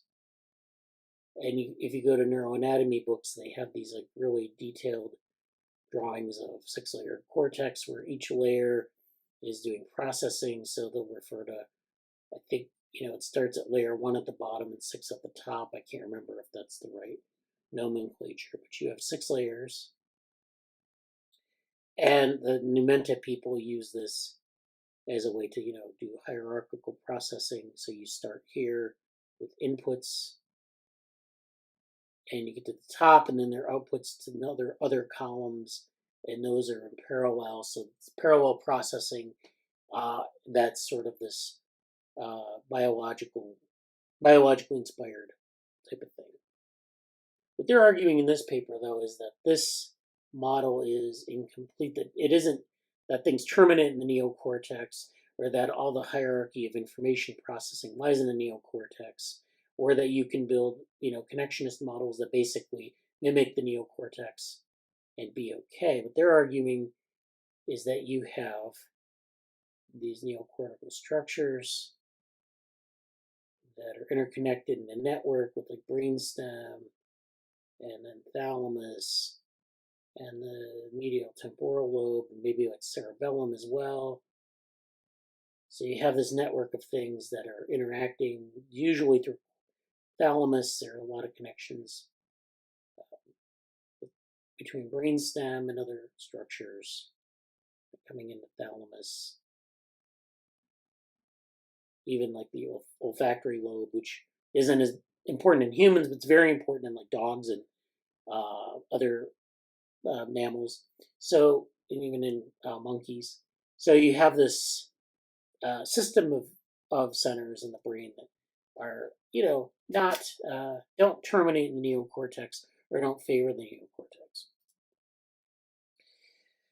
So their shallow brain hypothesis is that the hierarchical cortical processing that we maybe see in the Numenta model or in the 6-layered cortex is integrated with a massively parallel process to which subcortical areas substantially contribute, which I just drew an image of. We'll come back to that. This shallow architecture exploits the computational capacity of cortical microcircuits and thalamocortical loops. So these are where you have these loops between the thalamus and the cortex. So this is our thalamus here. This is our cortex. We have loops that exist. So we get stuff from different parts of the brain into the thalamus. It goes into different parts of the cortex. We have like visual inputs going into the thalamus from the eyes. And then those go into the thalamus. Those get relayed maybe to the parietal or the occipital lobe. And then there are inputs that turn this into sort of the visual area. This is like V1 and V2 in the visual area. And then there are things that go back to the thalamus, and there are these loops that get established. There are also cortical loops, which are, of course, the thing that they're talking about in the not just columnar organization, but like in other parts of cortex. So you have things like between the visual streams and premotor cortex. So you have interactions there and things like that. So there are all sorts of interactions. So they favor a parallel view instead of thinking about this as a hierarchical view.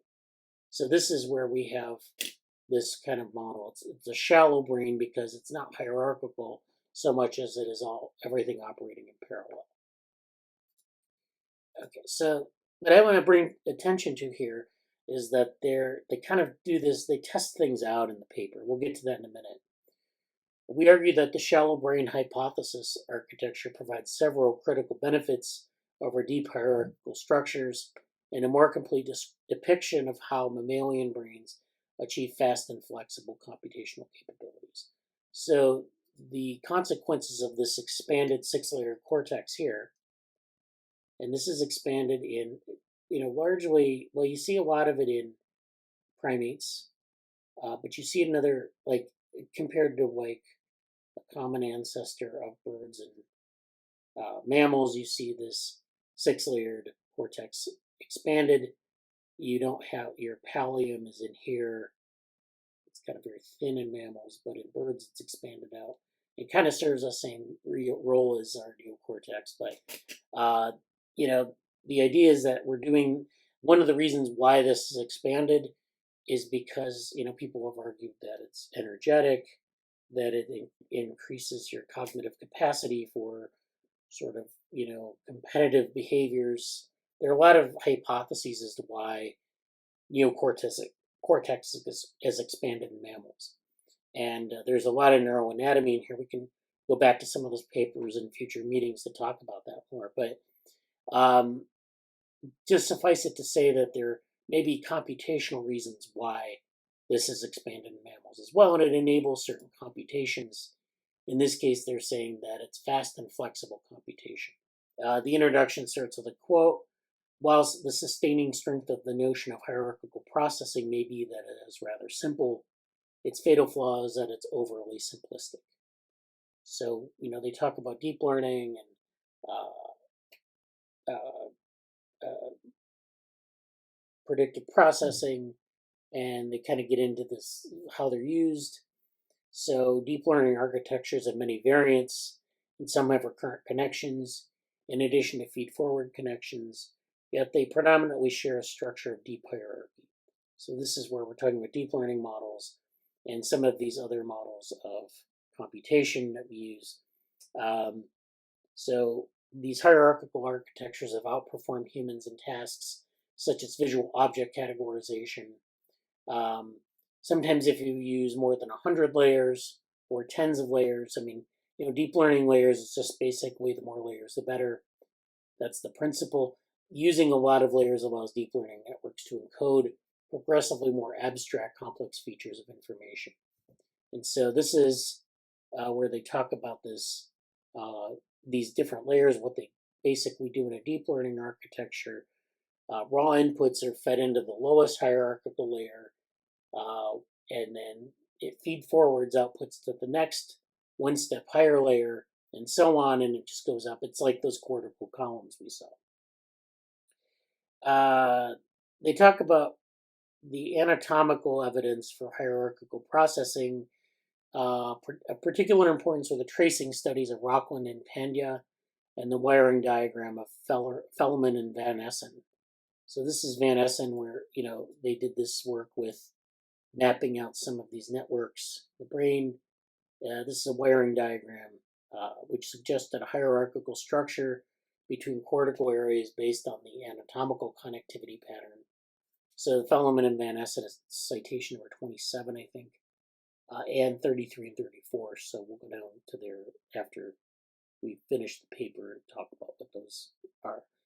Electrophysiological evidence supported this view, such as the presence of larger receptive fields and longer onset latencies in higher compared with intermediate or lower cortical areas. So in these cortical columns, you have not only neuroanatomical evidence for their basic structure and the connections between them, but also that they have receptive fields that vary across the layers. So that we can say, well, it's like you have a small receptive field here, and it gets refined as you move up. They're connected, and you get this sort of refinement of what that feature is, and that's how we have the hierarchical process, or the processing of information that we do in the neocortex. They can also be directly and reciprocally connected via cortical-cortical connections.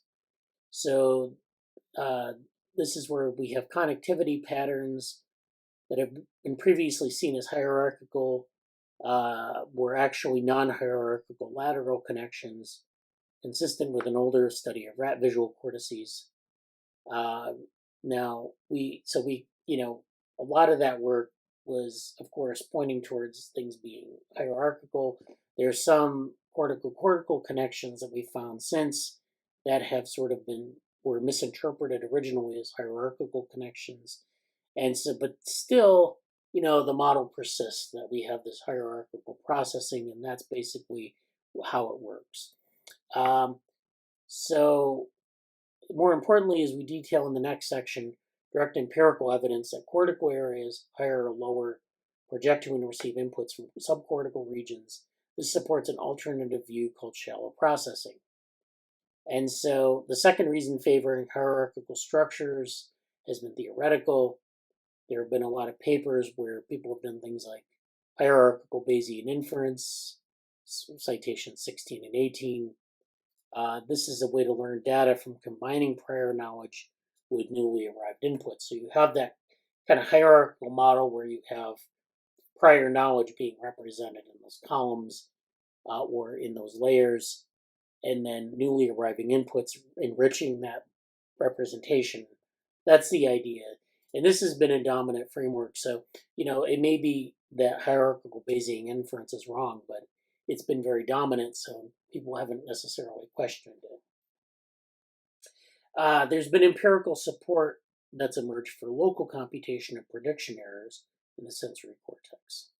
However, only a few studies have used electrophysiological methods to explicitly test the key premises of hierarchical Bayesian inference theory. Furthermore, coding-like algorithms can be implemented locally without the hierarchical propagation of errors and predictions. So errors and predictions, as we know from predictive processing, are supposed to be hierarchically propagated, and that can't happen. But you also have these implementations that don't require it. So it's maybe like sufficient but not necessary, maybe is a good way to describe it. And so last and most relevant to the shallow brain hypothesis is that it has been noted that hierarchical predictive coding can be mediated or facilitated by thalamic computations. And that is what we were talking about in this figure, where we have thalamus here is sort of like the distributor cap of the brain, especially with respect to the neocortex. You have a bunch of connections that come into it from other structures, and then they get projected to neocortex, and it receives feedbacks from neocortex. But thalamus is really doing a lot of the work of feeding neocortex information to build projections and to build these areas that are specialized for different sensory inputs or cross-modal inputs. and so it provides a means for neocortex to be what it is. And so that's the thing that isn't in a lot of these deep learning models or predictive processing models, is the role of thalamus. Okay, so this is basically their argument. Neuroanatomical evidence underrepresented by most hierarchical architectures. So the hierarchical architecture is a good approximation of what's going on with neocortex, with some part, with the rest of the brain relative to neocortex being the driver of everything. But we don't really spend a lot of time modeling things like thalamus, striatum, superior colliculus, claustrum, and brainstem. So the brainstem, of course, does a lot of autonomic processing, a lot of things like keeping us awake or regulating our appetite or things like that. We also have other structures like medial temporal lobe. We have superior colliculus, which is involved in sensory integration as well. So you have any one of these functions that an intelligent network should do. If you're just using neocortex as the model, you don't have that kind of, you don't have a full model, you don't have a full accounting. And so this is what they're kind of talking about here. And so in sum, the discussed underrepresentative anatomical and electrophysiological findings in the brain suggest that the dominance of cortical hierarchical architectures in these kind of computational models is highly questionable.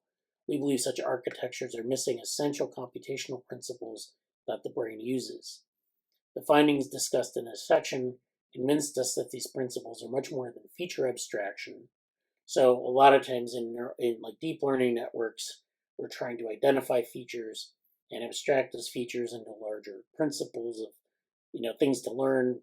We're trying to generalize from those features, but that's not really what the brain is just doing. We do some of that in, say, like V1 in visual perception, and finding like different types of patches and columns and other things. But or stripes, I guess, blobs, things like that.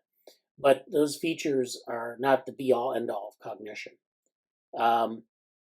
So it involves a lot of parts of the brain. So this is a diagram here of V1 and V2, which are, of course, the lower parts of the visual system.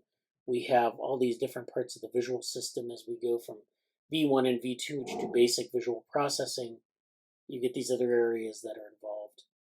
This is parietal cortex. This is I can't remember what it's called, inferotemporal cortex, things like that. So there are different parts of cortex that play a role in this.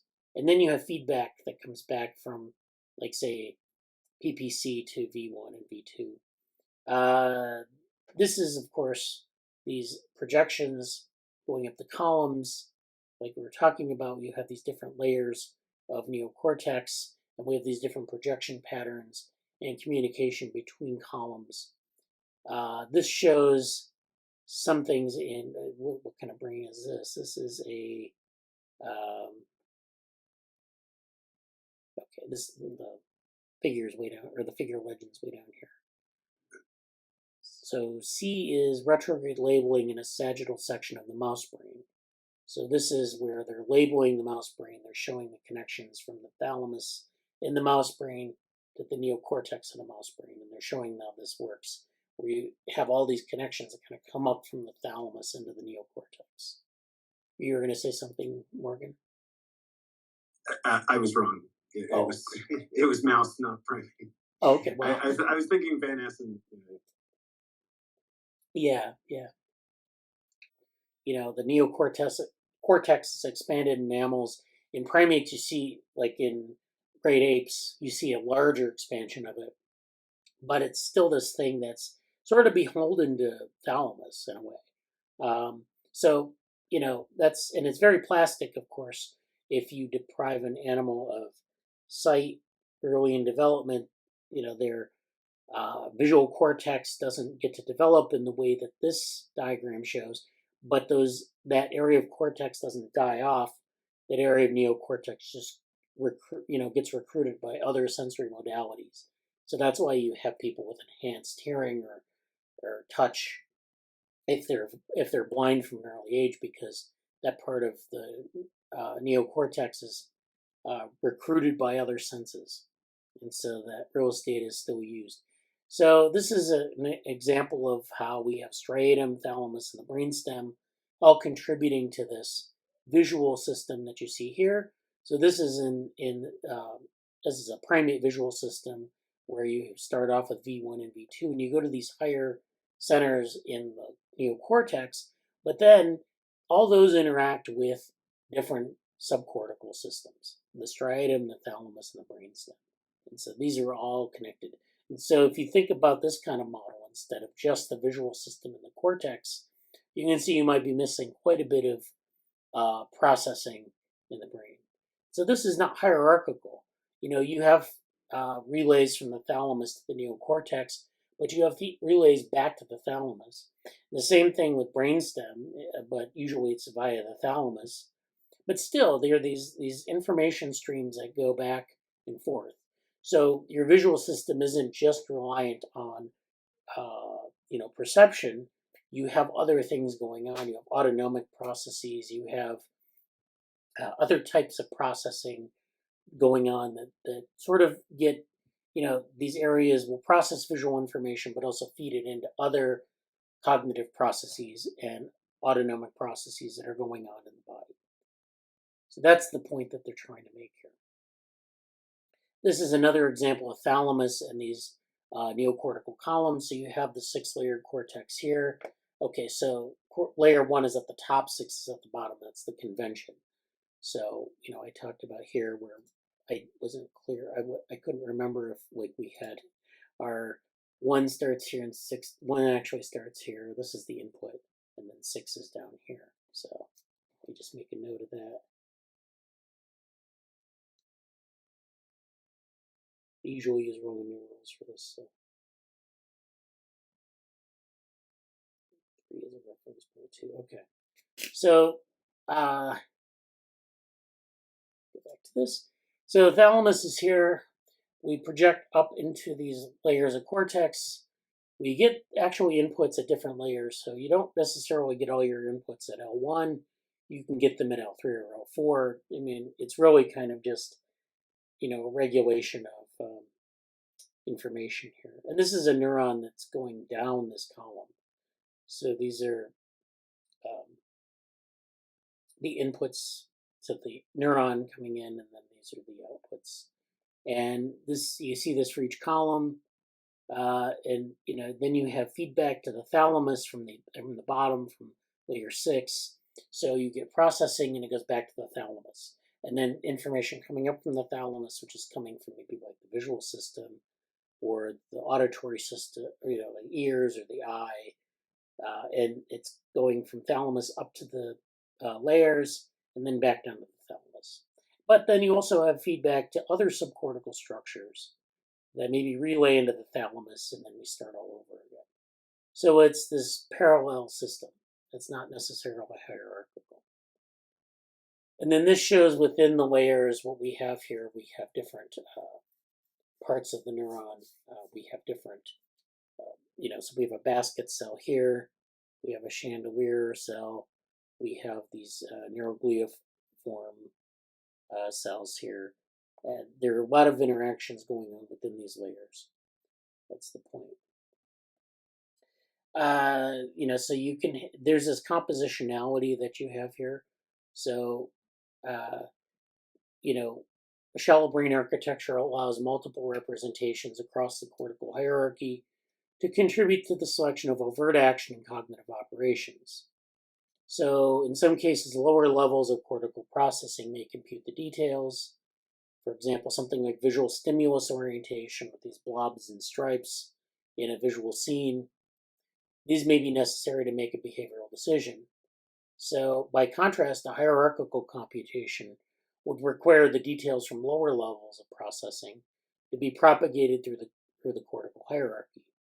So the idea being that you have to have certain things in place and they get composed into a larger structure. That's how you perceive things in the visual system. And they all have to be there. It's sort of contingent. But in what they're saying here, in some cases, you just need to compute the details, and the higher levels are for the generalization of those details.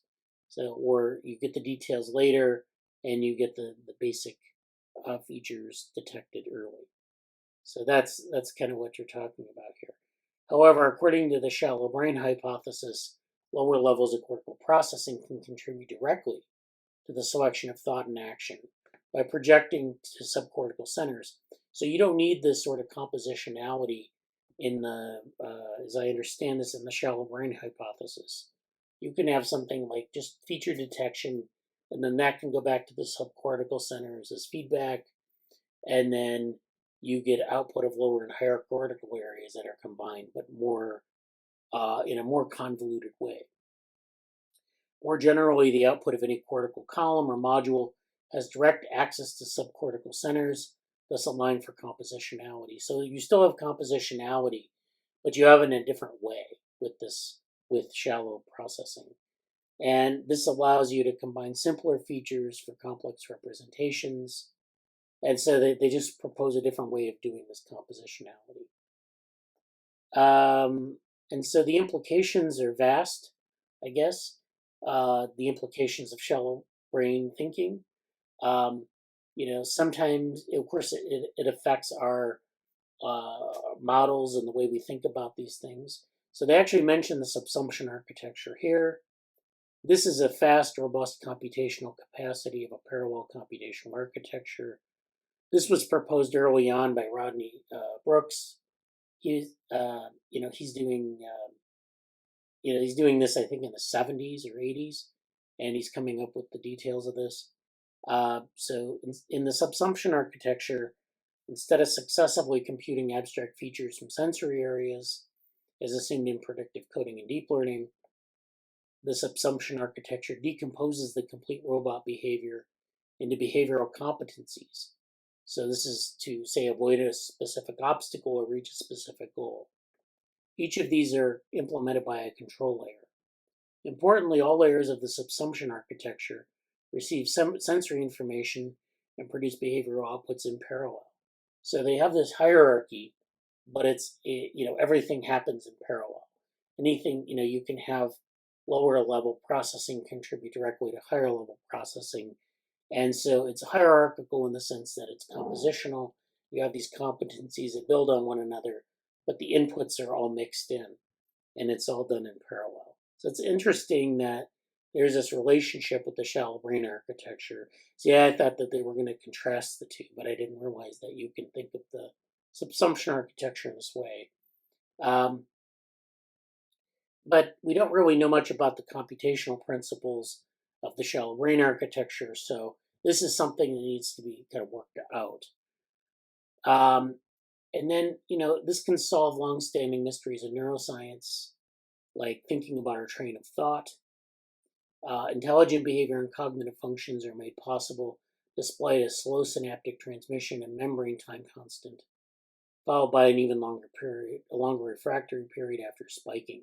So there's this aspect of things happening at the cellular level that are kind of inconsistent with sort of the observation that we have a train of thought and we can keep a train of thought over time. So, we talk about this in this continual developmental neurosimulation paper, that you have these events that happen at the lower level, at the cellular level, and then you have these behavioral states that emerge. And then, how does that happen? So you can use different models to look at this. I didn't propose anything. Maybe it's similar to the shallow brain hypothesis. In this case, we used a MetaBrain to do this. But, this is something where you have these two different time scales. You have these two different scales of operation, the cellular level and the behavioral level and the experiential level. And so they don't seem to be very consistent. But you can test this with the shallow brain using the shallow brain hypothesis. So if the brain's network is essentially shallow, the problem of neuronal sluggishness disappears because you have all these you just have these competencies that are arrayed in hierarchical fashion, not necessarily the inputs. So We're not claiming that hierarchical processing would be irrelevant, but it's that the sluggishness can be avoided via a set of fast pathways. So you have these fast pathways that can overcome these problems in a purely hierarchical model. Okay. So yeah, then there's this flexibility in computations, which they talk about. They talk about computational flexibility at the slow time scale, which applies to learning and adaptation, and the fast time scale, which applies to decision making and the selection of actions and cognitive operations. So we've talked about this before too, where you have these different time scales of behavior that we need to have computational flexibility for. So they address this in terms of the shallow brain hypothesis. They give a nice glossary of terms, so we have these different terms. If you need a refresher on that, I think this really kind of tells you like there are a lot of terms from machine learning neural networks, but also from neuroanatomy and some of these computational neuroscience terms that we sometimes run into and need a definition of. So I like their definitions, but I think, if that's something you need to do, you can look at it. So this kind of goes there. I'm going to go to the references here. So a lot of good references here. So this is Fellman and Van Essen. This is, I think, what Morgan was referring to. This is distributed hierarchical processing in the primate cerebral cortex. This is a paper where they do this circuit of primate cerebral cortex and they work out a lot of the details of distributed hierarchical processing. So at the time that was very much in vogue. It's this model where you have these boxes and all of these lines going around and feedbacks and different ways like that. So this is a classic paper on distributed hierarchical processing, and this was in primate. But in this paper, they use the example of mouse. Okay, so we have Markov cortical high density counterstream architectures. This is another example here. I'm not familiar with this paper, but this is kind of talking about these kind of architectures. And then Markov and Kennedy, the importance of being hierarchical, and D'Souza 35 hierarchical and non-hierarchical features in the mouse visual cortical network. So these three papers kind of talk about some of these hierarchical models. And so, yeah, there are a lot of references in here that are really very much, they're very detailed neuroanatomical studies, some modeling studies where they're working out these networks. And then, they're kind of, so a lot of it is actually neuroanatomy. So,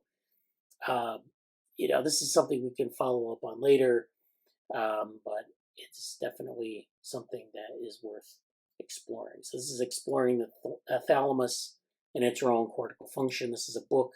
So again, I think a good understanding of that relationship between thalamus and neocortex is also important to understand, especially with respect to shallow processing. That's all I have.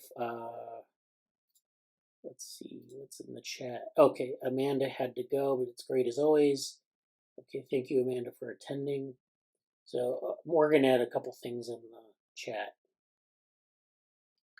Well, yeah, I mean, you were covering cortical architecture and the big brain and hi-fi are these large projects that are trying to give us an even better understanding of the complexity of the brain, right? So this is the micron resolution work that's going on in Jülich, and the data sets are so big, they outsize like all the fMRI that we've collected so far, extant, and it's like, and this is just one brain, right? So it's like lots of people, applied physics lab, developing tools just to handle the data, but like as everybody knows, all models are incomplete or simplistic, and it's it turns out that our understanding of the complexity of the brain is incomplete. So they're kind of pushing the imaging even further in the spirit of the Human Brain Project work that had just focused on like 1 millimeter of cortex, right? And like can we simulate just 1 millimeter and look at how long, look how much complexity was in just that model, right? And everybody would certainly say like even that doesn't capture everything. But a really interesting paper. I can't access it, so I'd love the PDF. Yeah. Oh, I don't know if I don't think we had it in the Slack. I can put the paper in the Slack though. Yeah. And then I saw that Rodney Brooks is still working. Oh yeah. And presented at GRASP Lab, the big robotics lab at University of Michigan, just this February. Oh wow. Yeah. Yeah. So I'm kind of curious to see that talk and see what he's working on now. And one other thing, I haven't posted this, but I'll try and. I haven't seen kind of molecular biology in the Discord, but another huge spatial transcriptomics paper, mouse brain paper. Again, like there's just so much data coming in, right? Yeah. That would be really interesting to look at, especially if this is all mouse theory work. Yeah. So we have a channel in the Discord. It's on like bio something. It's the course that, and you could put it in there. Sure. Yeah. We'll do. And yeah, I haven't. I've been busy with other things, but I'm sure there's new cerebral organoid papers. Oh, sure. Yeah. Yeah, I want to come back to that in vivo worm for the organoid stuff. I'd actually like to pull the trigger on some sort of modeling thing because I've been talking about it for a long time, and I think I don't really care if it's like empirical. I mean, we can probably get data at this point, or we can do something. There's something to be done there. I don't, but I like to pull the trigger on it because it's like, yeah. But we can maybe work it out in the meetings a little bit more in detail. So to this point, I've just been kind of thinking about how it might be done, and it's like sit on your hands.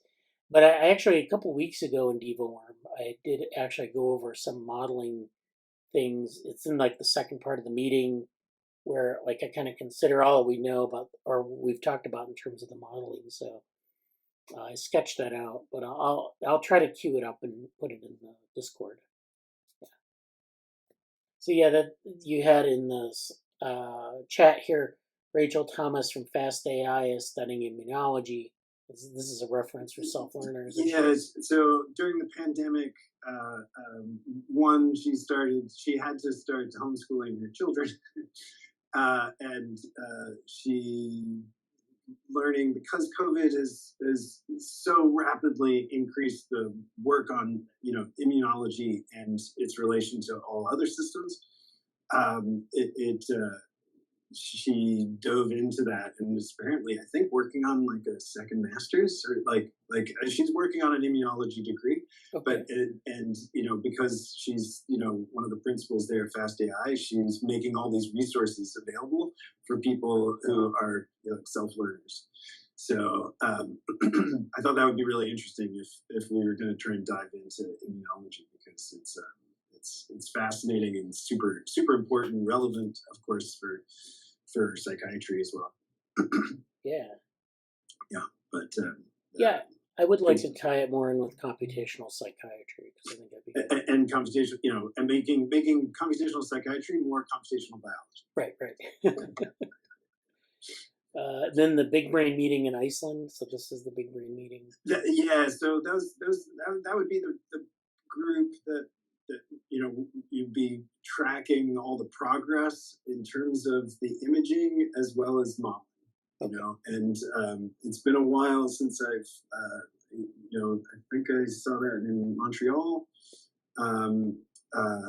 The last meeting, I would have gone to Iceland if I. But yeah, I'll try and go through the. I saw that the talks were online on YouTube, so I'm gonna just check a few people that I know and see what. Yeah, I'll report back. Okay. See if there's anything interesting. But definitely, like as always with these groups, they're making all these resources online too, so you can also access all this data. It's the kind of data though where it's like you need to use kind of like Google Cloud or something like that, just to, you Yeah. can't download this. Yeah. But you saw with the VR stuff, that's a lot of assets of huge size. It's just like Okay, all the detail is like sure, but it should be, but you shouldn't have to, right? Right. So it's dealing with, a lot of the projects, the software projects are really like how to deal with this much data and how to deal with it, in the cloud. Yeah, it's definitely like a cloud-based thing. Then Rodney Brooks spoke at Grasp. Yeah, that's good. So that's great. So that's wonderful. Thank you for attending. And we'll go into some of these things and look forward to talking next week, where we can, if you want to have a meeting, we can go ahead and do that. I think it's. I definitely missed last week. I was like, no. Yeah. When you canceled last week, I was like, no, I'm gonna get my paper fixed. Oh yeah. But yeah, it'd be great.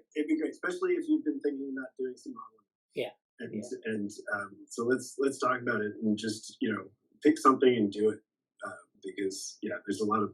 I guess one other thing to say that virtual brain is of course a great project to follow for variety of different models, right? So ones that are focused in on, say, we're just modeling basal ganglia, or the bits of basal ganglia that we're gonna call basal ganglia, or whole brain like electrophysiological models, right? and it's great to see what kind of simplifying assumptions you need to make in both cases, right. Whether you're focused in on something very small or you're trying to model the whole thing. And these kinds of theories can always be. I mean, every time there's a model, there's always like, well, why didn't you add that? Yeah. Like, hours in the day. Yes. Well, that's great. Okay. Well, thanks. Yeah. Talk to you next week. See you. See ya. Bye.